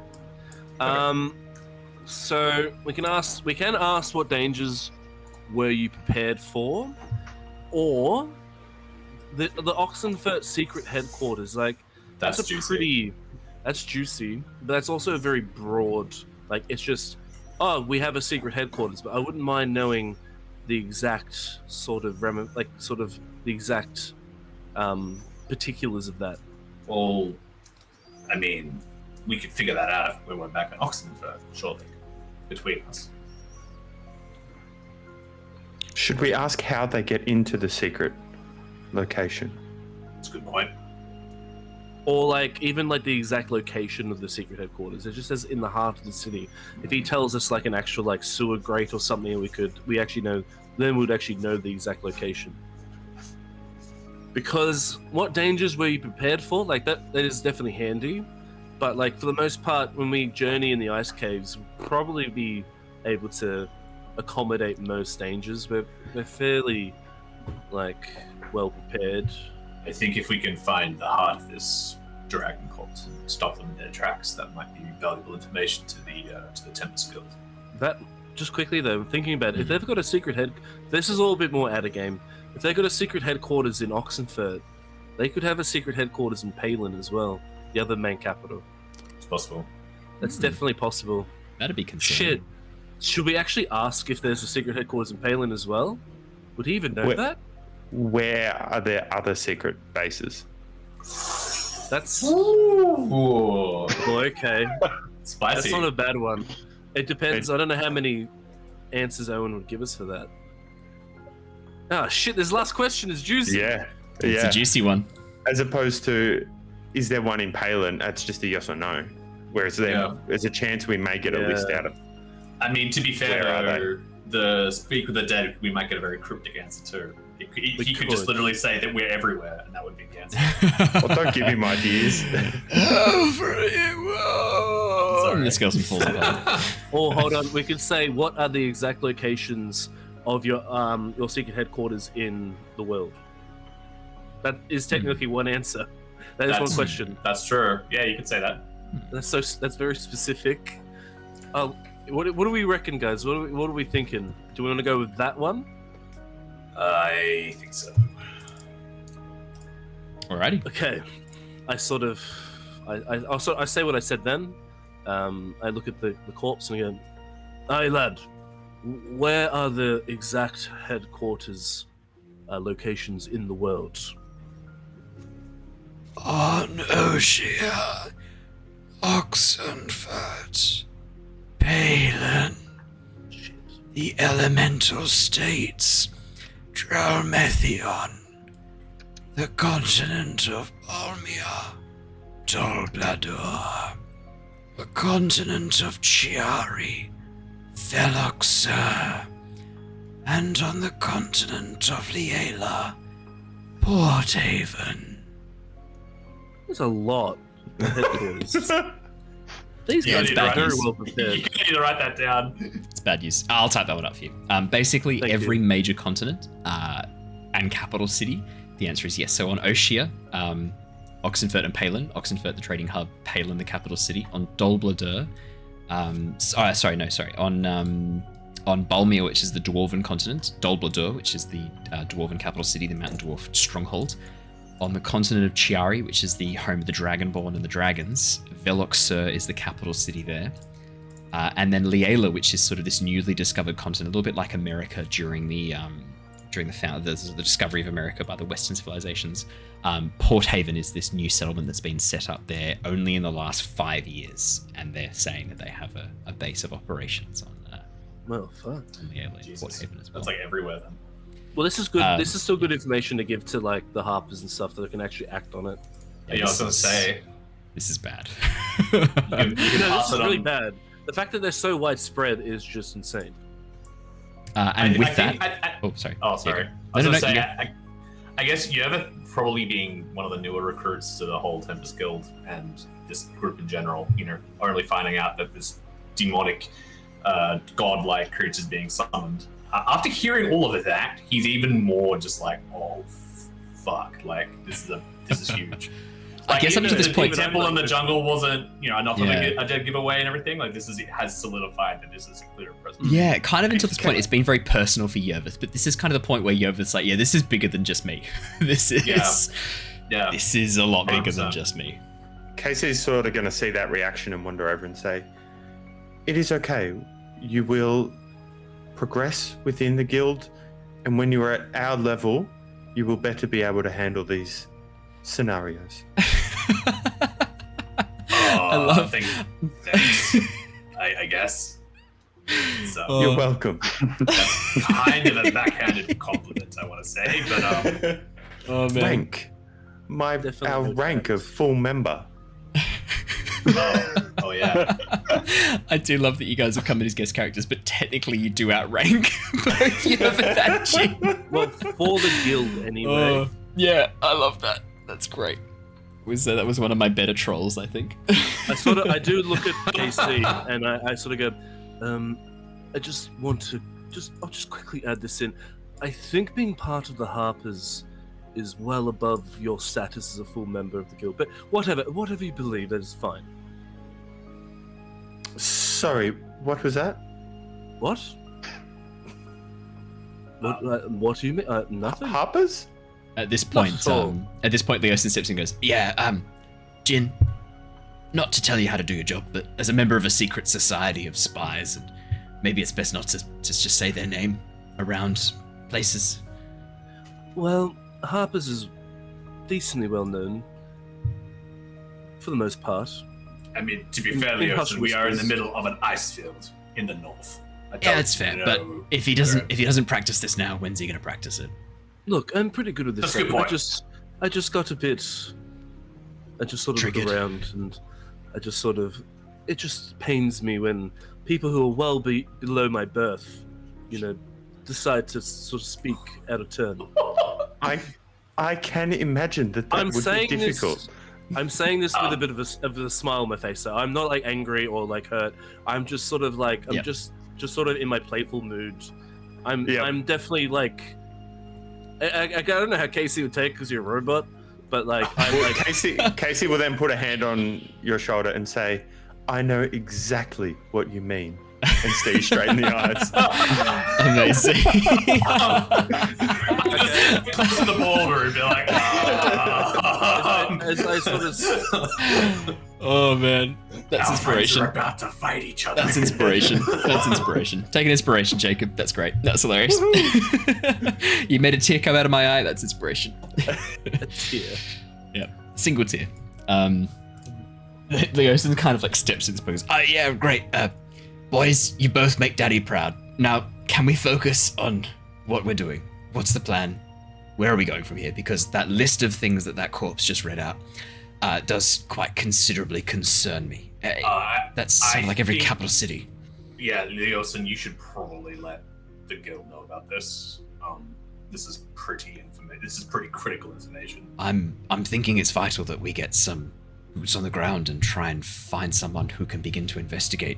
Well, you have your contacts in Oxenford, obviously, and perhaps the other cities as well. I don't know how far-reaching the Tempest Guild is.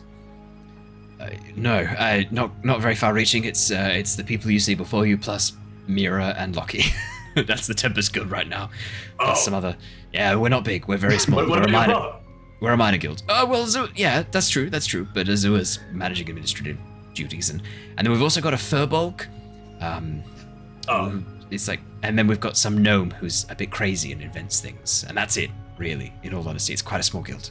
I thought Azua might be able to muster up some reinforcements back. Hey, look, he's persuasive. I'll let him know. We'll see what we can organise. That's not a bad idea. Okay. Do you have communication methods? I can cast the spell Sending once per day. Excellent. I can assist you in that if there is more than one message requiring to be sent. That is very good to know. I will keep you posted. But not by mail, because that would be No, slower. I will tap you on the shoulder and I will say, KayCee, I require your sending. Excellent. So aside from that critical information, probably should head to the ice tunnels and trace the steps of these reinforcements. What was that they said about a sea hag? Sea hag and Sahilgan, their reinforcements were stretched thin because of them, which makes sense considering they were down there. Don't know why they're so far north. Doesn't seem to line up with my understanding of the Sahilgan. Sea hag, sure, but no, that makes sense to me.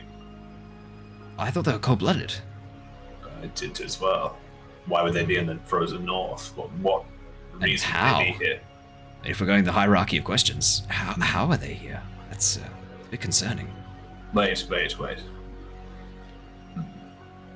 The Sahilgan have been around since the ruin. Yes. They aligned themselves with the trading gods, right? Created by them, I think, yeah. Perhaps a promise of reunion brought them back here. Oh shit. If they were tipped off that the trader gods were returning, I would flock to the nearest point. You've just raised a question that I don't think any of us have asked. Do we really think it's going to stop with just Tiamat? Well, I mean, we've been focusing on stopping Tiamat. What if this is all the gods, all the betrayer gods coming back? Well, we know that the ritual can be for any god. I'm sorry, not what? Just Tiamat. Wait, what? Oh. Yeah, Leosin doesn't know this yet. You haven't told him. Oh. I'm sorry. I look at Jin. I'm not Jin. Varum anymore, by the way. I'm Lyra I again. figured. As the skeleton Yeah. clatters to the floor uselessly. We didn't tell you that? I thought we did. No, that seems important. So back in the jungle, that was some information that we gathered. That the ritual that they were conducting isn't necessarily just for Tiamat. You could summon any god, not just Tiamat. Right. Fuck. Yes. So I mean, take up a couple of key steps in the process, switch them out. You could essentially summon whoever you want. Yeah. Fuck. So Tiamat's bad, but she wasn't the worst of the betrayer gods. If anything, she was the mildest. She just wanted dragons to rule. That's it. Dragons to be on top. Well, What- I think what the aim did he is ask? still for the Order to bring in Tiamat.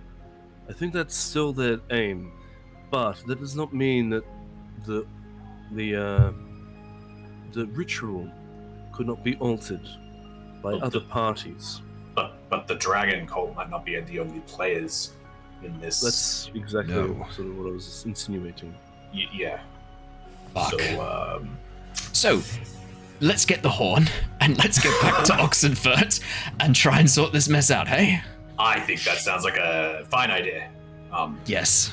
Should we attempt to open a dialogue with the cult a la dragon to converse about the possibilities of others being summoned through this and present our support of Tiamat being the one summoned? Only I sort of just stared. What are you really, saying? I stared really blankly at him, like sort of like what? If I had to To- give my personal preference, KayCee, it would be none of the betrayer gods. I said Tiamat's the best of them, but to be honest, it's still the best pile of shit in a long pile of shit. It's not. it may How about incite. we?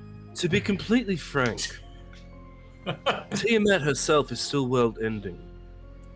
Yes, but if there are other parties at play, it may incite some apprehension between them. If there are other parties attempting to bring forth different gods, perhaps we could begin some infighting. What? Oh. So, KayCee, I don't even know if there's any evidence to do even you have insinuate any there's other good gods. gods that you'd like to summon? Because that could be good for you. I'm just saying. We should Well, totally just, No, I We should.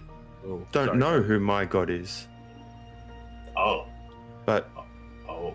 Oh, Owen, we should totally just like summon Syncope. That's up to you guys. I'm not. If you guys want to summon No. Syncope, you can summon Syncope. The god of jazz. it was my creator's god. I'm not aware. I was cleared when they left and was left with this power. Oh, I didn't know. Sorry, my knowledge of spellcasting and whatnot is limited. I thought all clerics knew their. My knowledge is also very limited. I know some of what I can do. I assume not all. Interesting. I do like the idea of infighting, though. You should bookmark that one. I was going to say, do the cult know that their ritual could be used for other things, or do they think it's just Tiamat? Well, that's another question. I don't even know any other parties. We're sort of saying there could be, but there's been no evidence thus far. With the So- greatest of respect, my dearest friend, we didn't know about any of their secret hidden bases, and there are in fact approximately 9 to 72 What? hidden bases that may exist. There Why are a lot of 72 is the upper 72. limit? Why 72 is the upper limit? I want to know how you got to that math. Because it's eerily close to the truth. No, I'm kidding. It's conveniently exactly half of the true amount. No, I'm just curious. Why 72? Why was that the number? It's just a good number. It Just feels a good in the number. mouth. Feels good in the mouth. I do like it. It looks big. It looks big. It does, but it's not like other descriptive Yeah. terms for a mouth for things that could feel good in the mouth. It feels big. Is it just me? Is it just me? Because like 60 seems low, but 72 seems really high. Yeah, because 60 is 7 on pretty it? much 50. Yeah. But 70, well, that's well above 50. Yeah. Yeah. I mean, none of what you're saying is wrong, but it's not right either. Science with Boulder. I think we know the name of the episode. Science with Boulder. Boy, I'm a teacher's in science. Boy. Let's go. Science with Boulder is the name of the episode. Confirmed. Yeah. Glad we align on that sort of numeracy fun times. So Yeah. yes, there are numerous secret hidden bases that we didn't know about. So there may be other players in this game. I have no problems with infighting at all. I guess we're just gonna do our homework and find out if there are any other players. This is very, I don't know if this is meta or not.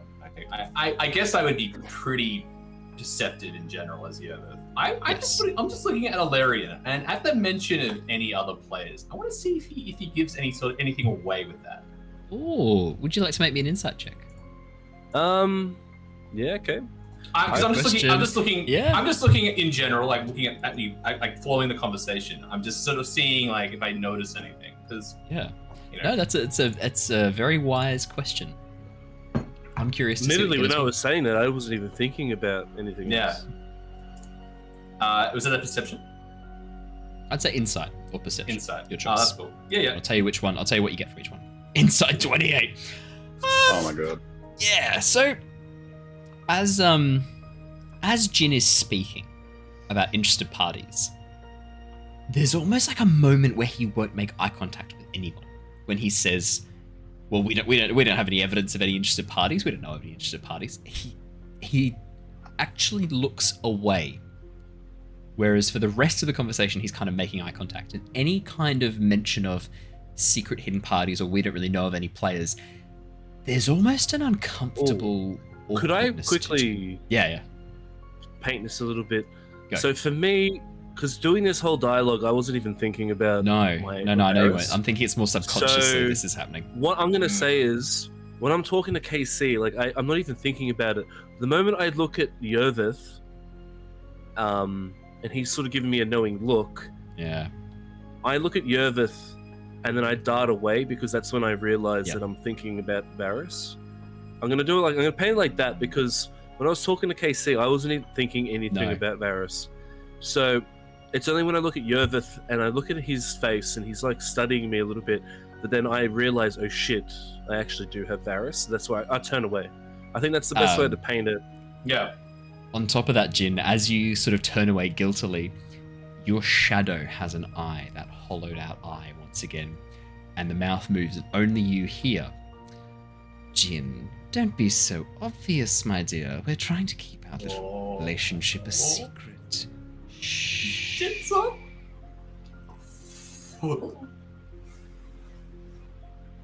Now, I you've take spent a that in lot of stride. time sitting about. I think it's time you went and stabbed that horn, don't you?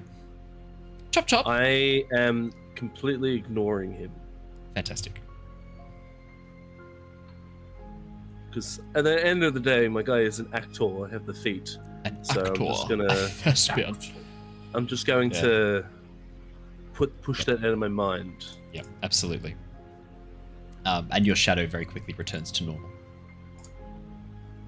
Warlock patrons. If you've got a Warlock patron, they're going to make you do dark shit.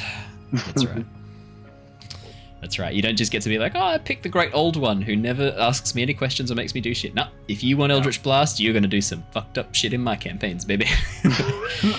You could buy a heavy crossbow, or you could get Eldritch Blast and have a Warlock patron tell you to do the most mucked up fucking shit in the world. Yeah, so That baggage, though. that's it.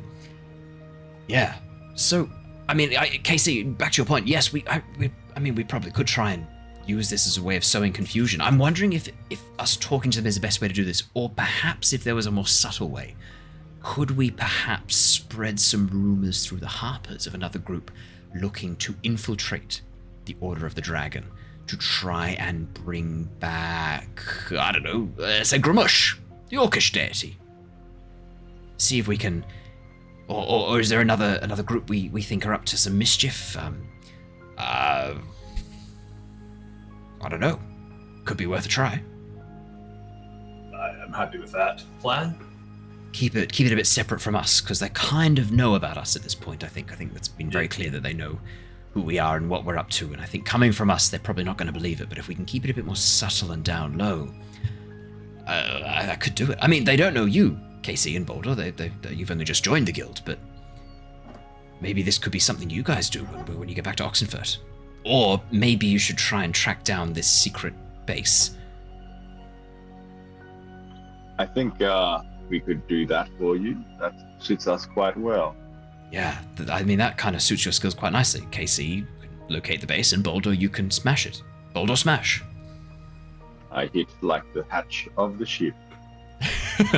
Like the hatch of the what now? Oh, don't worry. Shana just pats my shoulder. I was like, no, don't worry about it. It's not worth it. I think for right now, though, ice tunnels. I think we'll follow the map and figure out where that is. Follow these tracks and catch up with these reinforcements and take from there. To the Shana, horn? oh, sorry, yeah. To the horn. To the horn! To the horn! Jin, Shana sort of comes over and goes, Jin, do you mind if I have a bit of a look at those slates that you picked up from below the ice? Yeah, I sort of nod and I bring them out of my bag. She has a bit of a look. I thought so. Do you know how hard it is to erase something from slate? No, not at all. I don't know much about... It's really hard. That's this probably at why this all. person gave up when they failed a couple of times. There's some information on here I think that's a bit hidden. If you're willing to go ahead, I'm going to spend a bit of time, see what I can decipher from these, and then I'll catch up with you guys a little bit further on. See what I can learn from these. Sure. I Definitely have a look. think there'll be some information here that we could use. Sounds good. Yeah. Perfect.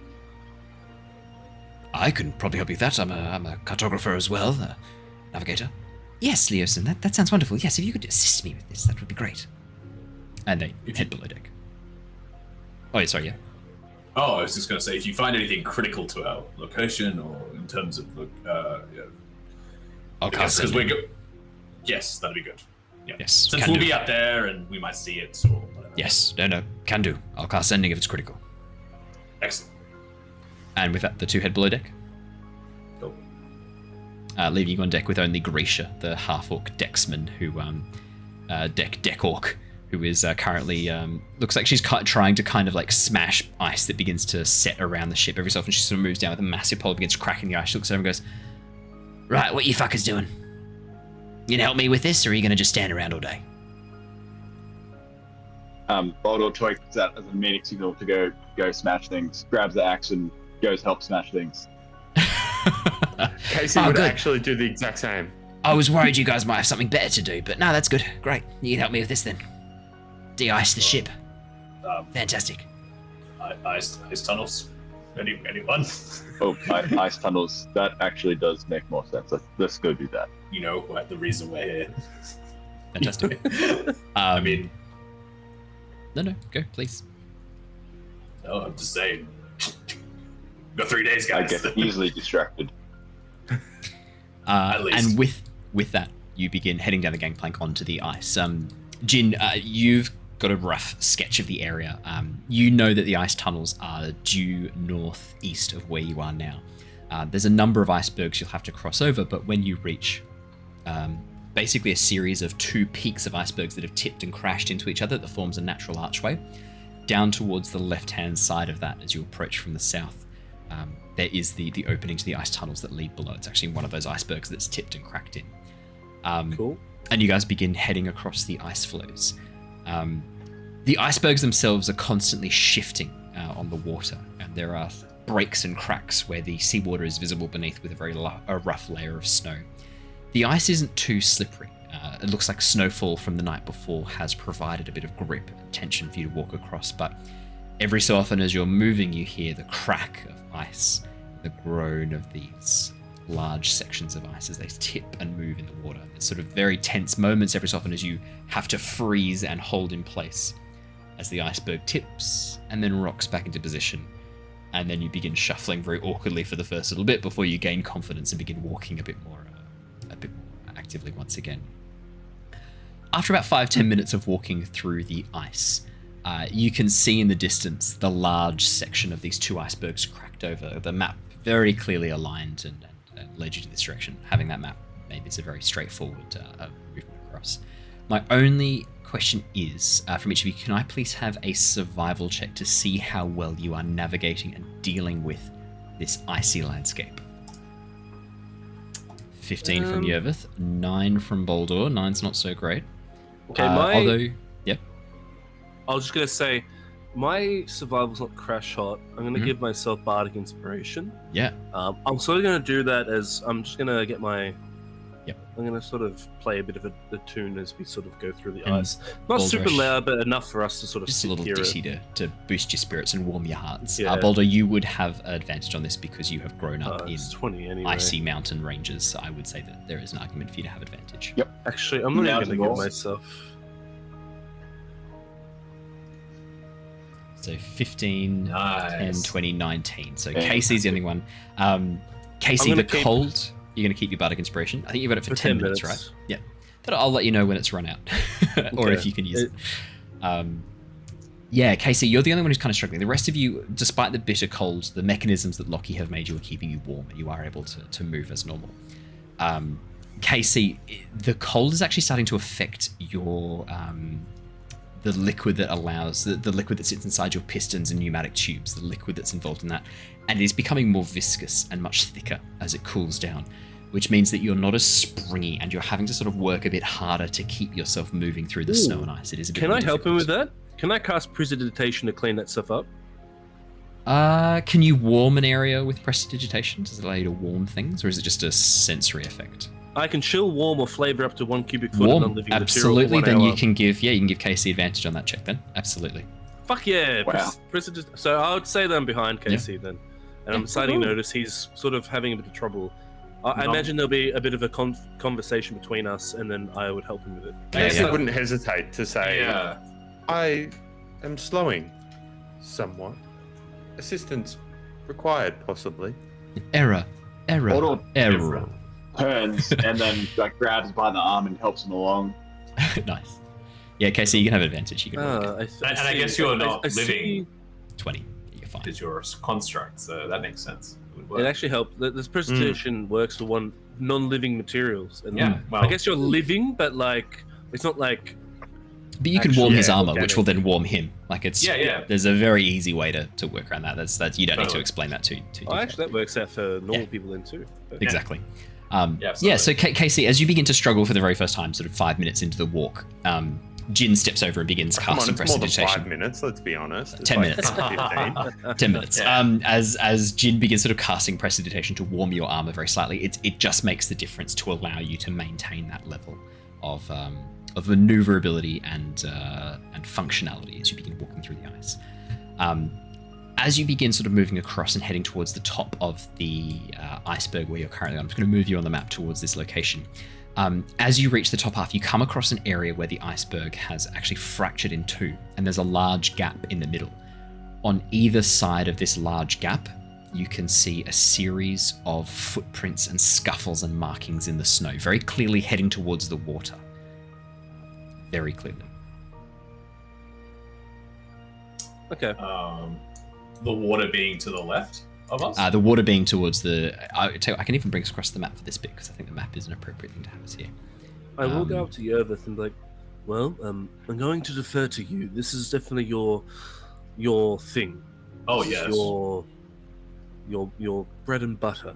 I'm going to crouch, so I'm sort of studying these markings. I'm going to give you the help footprints. action for whatever you do, by the way. Yeah, I'm going to just sort of survey this sort of scene in front of me, looking at the disturbed snow, the Yeah. scuffles, sort of trying to make like I'm obviously seeing these footprints that perhaps belong to these. Yep. Maybe the reinforcements, aforementioned reinforcements, but I'm also going to look for any other tracks or markings that might be foreign or unknown. Can I have another survival and where check? these scuffles? Oh, sorry, where these scuffles have probably maybe originated from, perhaps, or where they've been dragged to. Yes. All of that. Can I have another survival check, please? Of course. To explain the help action, I might be using things like precipitation stuff to clean up the tracks and make them even easier to see. Yeah, if that makes sense. Yeah, sure. Yep, I'll Get allow rid that. of some of like the sort of debris and other things that might muddle it, just to make sense for me actually helping survive with the check. That makes sense. That's better. 26. 17, 26. We'll take the 26.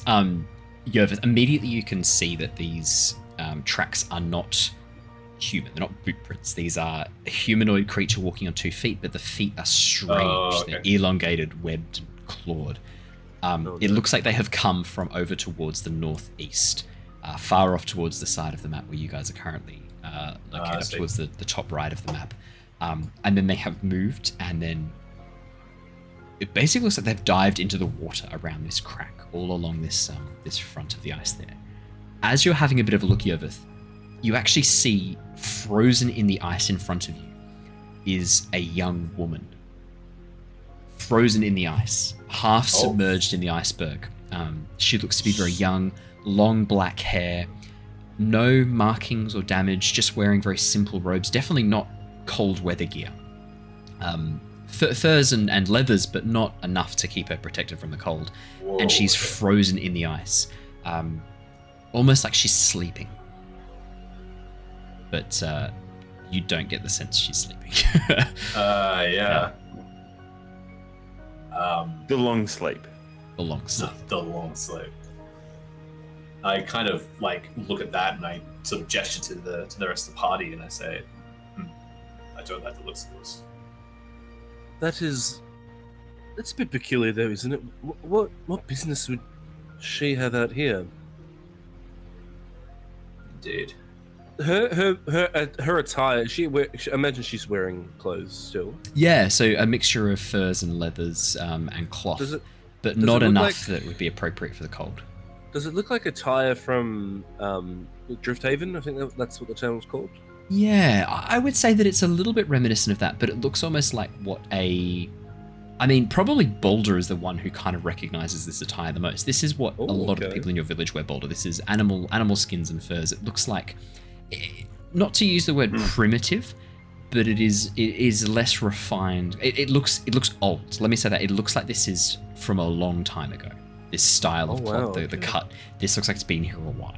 The cut of the clothing is very old. She's probably been here a while. Yeah, just possibly. Being able to stay in the ice and be kept preserved. Her skin is quite light blue, lips are dark purple. Very, very frozen. Am I able to make out any sort of like identifying marks or like maybe like tattoos? Yes, definitely. Yeah, with your survival of 26, there is a tattoo of a wave crushing the land on her neck. Does it look like, I guess, dark what I'm red like, ink? Does it look like the tattoo I have done by the orcs? Is it like very reminiscent of that style? No, it's actually not. Okay. This looks to be, again, Yervith, with your survival of 26, would you? Yeah, you know about woad, which is a blue dye used. It's just a contact dye. You don't even need to needle into the skin. You can just paint it on, and it literally soaks through into your lower layers of your dermis and stains you forever. This looks very similar to a red form of woad in a way, which is an ancient blue dye used in our world by the Celts. Fun fact, bit of history. Yeah, looks like a red form of woad, but it looks like it's been drawn on with a finger. Definitely, like it's rough. It's much thicker than the orcish tattoos. The detail is much more symbolistic in terms of much more stylized symbolism rather than intricate artwork. This looks like it is very iconography tattoo. It's an iconographic tattoo. So it definitely points to this being old. Yes. Jesus. Okay. What was that you said? Sorry, Boldor? Tom? What if Boldor recognize anything tattoos like this or things of essence? Doesn't look dissimilar to your tattoos, Boldor. A lot of your tattoos are needled in, but you know that your ancestors used to use a contact die. The reason they switched to the needled tattoo ink is that they could be much more precise with their tattooing. But you know that your ancestors used to use just contact dies. Yeah, right. Well, if that's the case, how deep in the ice is this lady? Only 1 meter or 2 under the surface of the ice. About 5 meters from the bottom, from the ocean, but 1 meter or 2 from the surface. I give one big whack with the axe and see how hard the ice is. Yeah, so at the moment you're actually across the ice from her. So she's actually currently located. Can you see my little ping? Do it again. Looking now. Yeah, do it again. You can see it. Can you see it? I can't see it on the stream. I can't map. see the ping actually. No, No, it's which is I'm frustrating. looking at the full map. I'll put a token. Are I'll you put a in the token right down. layer? I'm going to use Shana's. Oh, no. Thank you. There you go. She's right here. There we go. Oh, okay, good. Thank We you. can see the ping. That's the issue. I was in the wrong layer. I was in the DM layer. I am going to. Yeah, okay, that's a bit far. I'm going to look down the ice into the water. Yeah. I'm assuming that is it completely frozen over, or is there like a little hole? No, this section is sections of light ice and snow that have kind of formed together to make this very light crust, almost like a slurry of snow on the surface. Oh, okay. It is not thick. It's very thin, and it's constantly moving and breaking and shifting. You can see the water moving underneath. Okay. But it's only like a meter gap. You could jump that. Sure. I guess what I was trying to see is like because of the marks and the footprints and everything. I was just seeing if To see below. if there'd been a hole, like how recent it might have been because of like these creatures just been here, or because it's so thin and always shifting. No, if there was a hole here, it's gone. It's been frozen. Which over. means it's probably from a while ago potentially, but hard to say. Sure. Okay. Could be an hour, could be weeks, could be years. No, it couldn't be years because the tracks are too fresh. Could be an hour, could be a couple of days tops. Sure. All right. Yeah, because you know snow. Probably on alert though. Yeah, absolutely. Yeah. Do you want to roll me a perception check? And Tom, what were you going to say about Boulder? Nah, he's not going to do it. He's not going to derail searching for the caves, try and dig up a lady. Well, I'm going to do Thinking about it, but KayCee he's not real doing quick. KayCee's going to see that sort of eternal conflict in Boulder and say, we can get her. If it's important, we can get her. On the way back, I would very much like that. Of course. Then we can take her with us. That would be very interesting what she possesses. More history of my people. Boulder, if there is a ceremony of burial for your friend here, then we should do it. Put her at rest properly. I would appreciate that, and so would her soul. Indeed. Perhaps we should the tracks. Yes, perhaps we should push on. I did a quick perception check, Owen, just to check for any I'm just being on guard and just 19 plus guys are bardic talking. inspiration. Yeah, 15. Yeah, I wanted to use 25 as well. Yeah, so 19 I'm 19 just plus basically 6, scanning the horizon for anyone maybe spying on us or watching us or anybody taking anything in. Could be animals, anything. Jin, up on top of one of the icebergs that you're sort of in line parallel with is half a whale. Its entire side has been torn out and it has been bitten in half.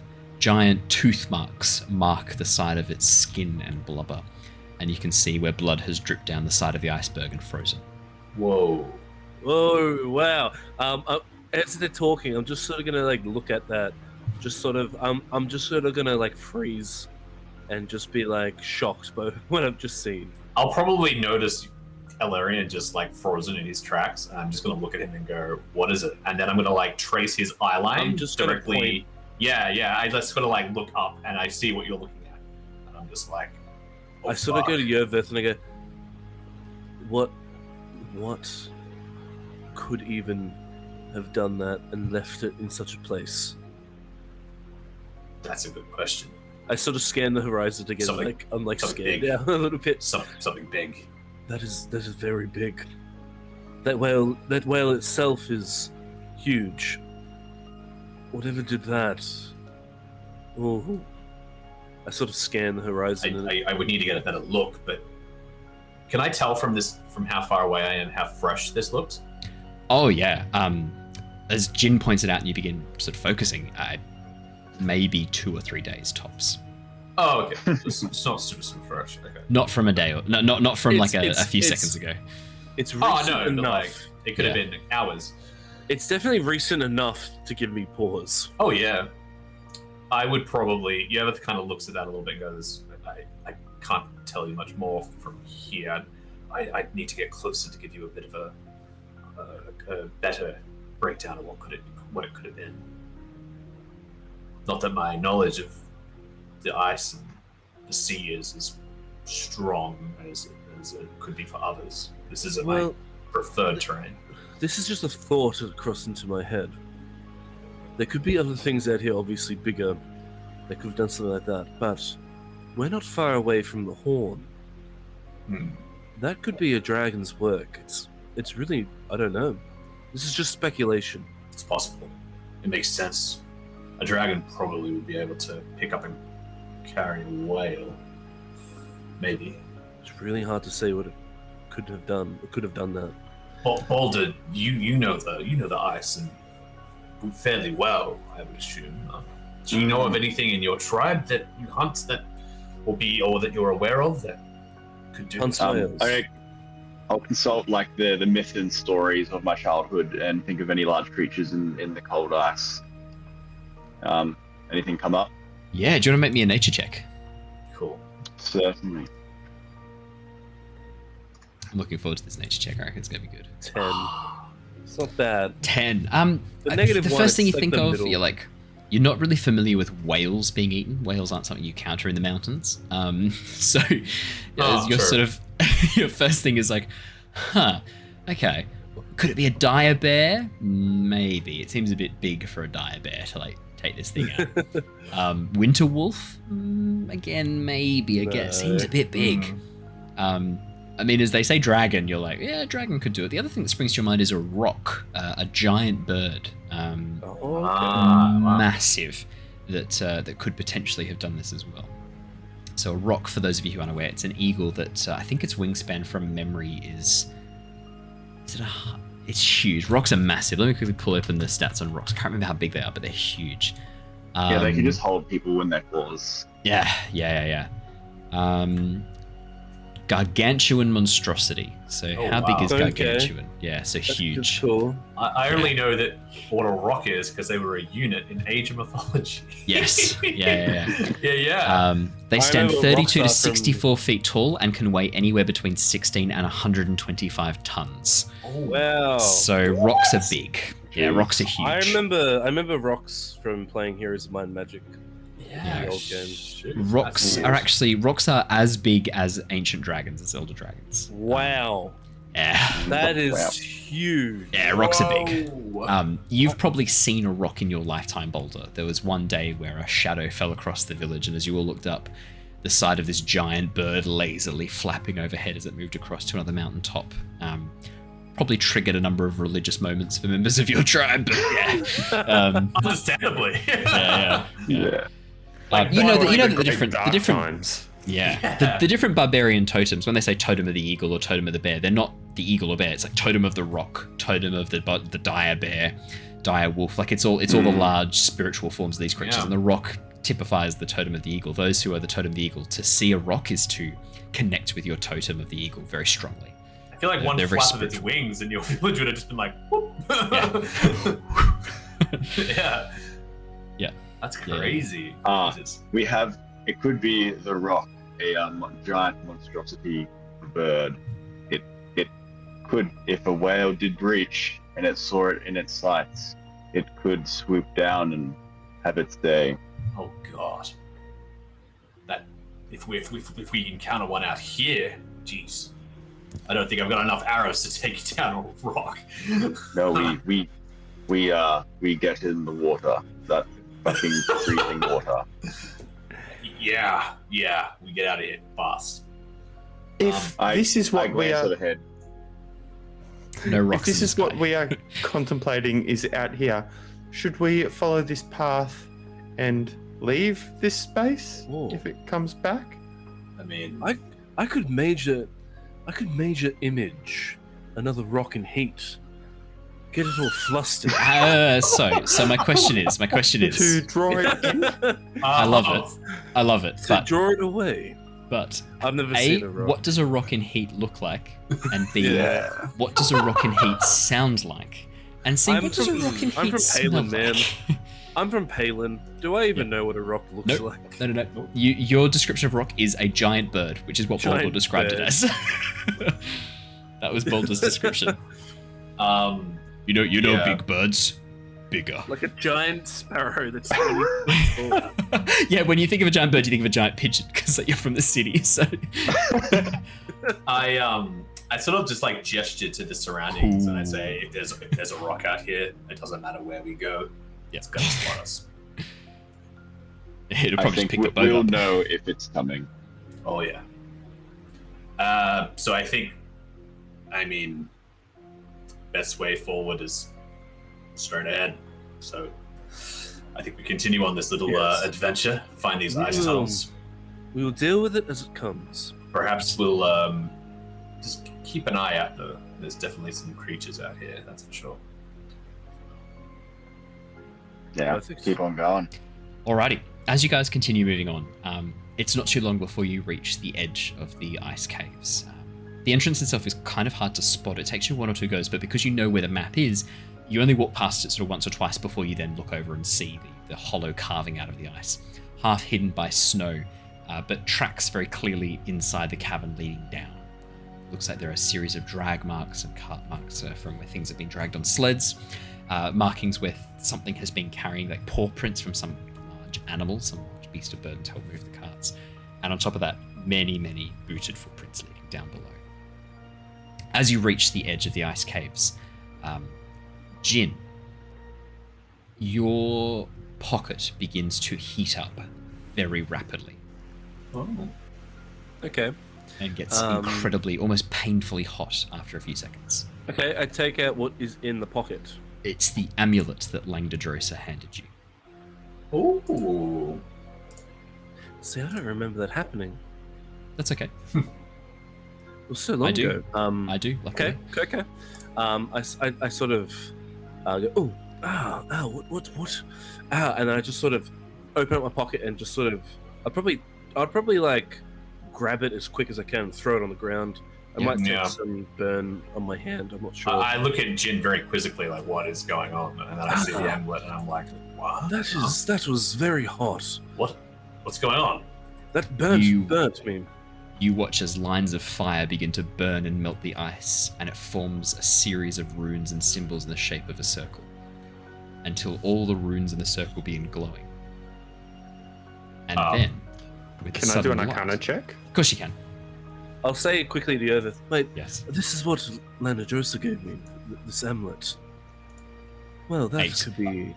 There's some magic going on. Wait, when did he give you the amulet? This shit's whack. When he came and took, On the boat, before he left with the others. From the Oh.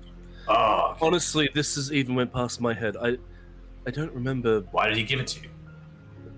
I'm not sure. What did he say it was? You remember him saying, "This is how we will get back to you." Yes, I do remember now. It's just like a strike of, something in my mind has just clicked. AKA the DM has just told me something. I sort of look at you. You should have remembered This- that. This is the amulet that they gave us to be able to teleport back to us. Oh. Okay. But it is burning, and now we are presented with these runes. I sort of expectantly sit there waiting for something to happen. Yeah, I'll knock an arrow just in case. 'Cause The light KayCee begins steps to... back and grabs Boulder and just take a step or two back. Nice, very nice. Yeah. Are you guys abreast, or do you put him in front of you? No, we're bros. We're good. We're gonna hide. Yeah. You watch as the light begins to glow blindingly bright. I'll And that is shield where my we're gonna- eyes. Oh, you shoot your eyes? Yeah, fair enough. Yeah. And that is where we're going to end for tonight's session. Oh. Now, Claire and Michael are going to be back next week. However, I would like if Jacob and Tob could join us for at least 1 or 2 more sessions. How would Yeah, you guys absolutely. feel about sticking around for a couple more sessions, just so we get to spend a bit more time with KayCee and Boldor. Does that suit you guys? Yeah, I'd love to hang out. That's awesome. We're gonna have some big Yeah. party combats. I would I love love to. the sound of Yes. that. Yeah. I've in preparation of this, I've made some of the encounters a lot harder. I'm hoping you guys would stick shit. around. So that's perfect. Yeah. No, that's great. So I would love, Totally good. I would love if you two could stick around for at least 2 more sessions.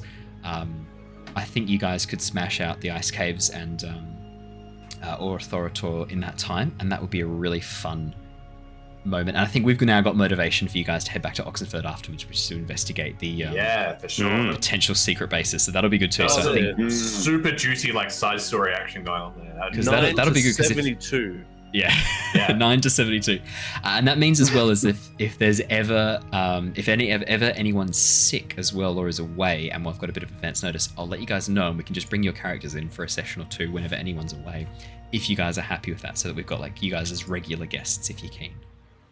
Yeah, perfect. Very happy. Perfect. Well, everybody, that is 2 hours and 15 minutes. I think we will wrap things up there. Thank you so much for joining us. We have loved getting back into D&D 5th edition, so thank you for joining us for tonight's session. If you're watching us on YouTube or on your podcast platform of your choosing, iTunes, Google Podcasts, please hit that like button and subscribe that is an option for you. If you like our stuff. If you don't like our stuff, do it anyway, because we want you to do it.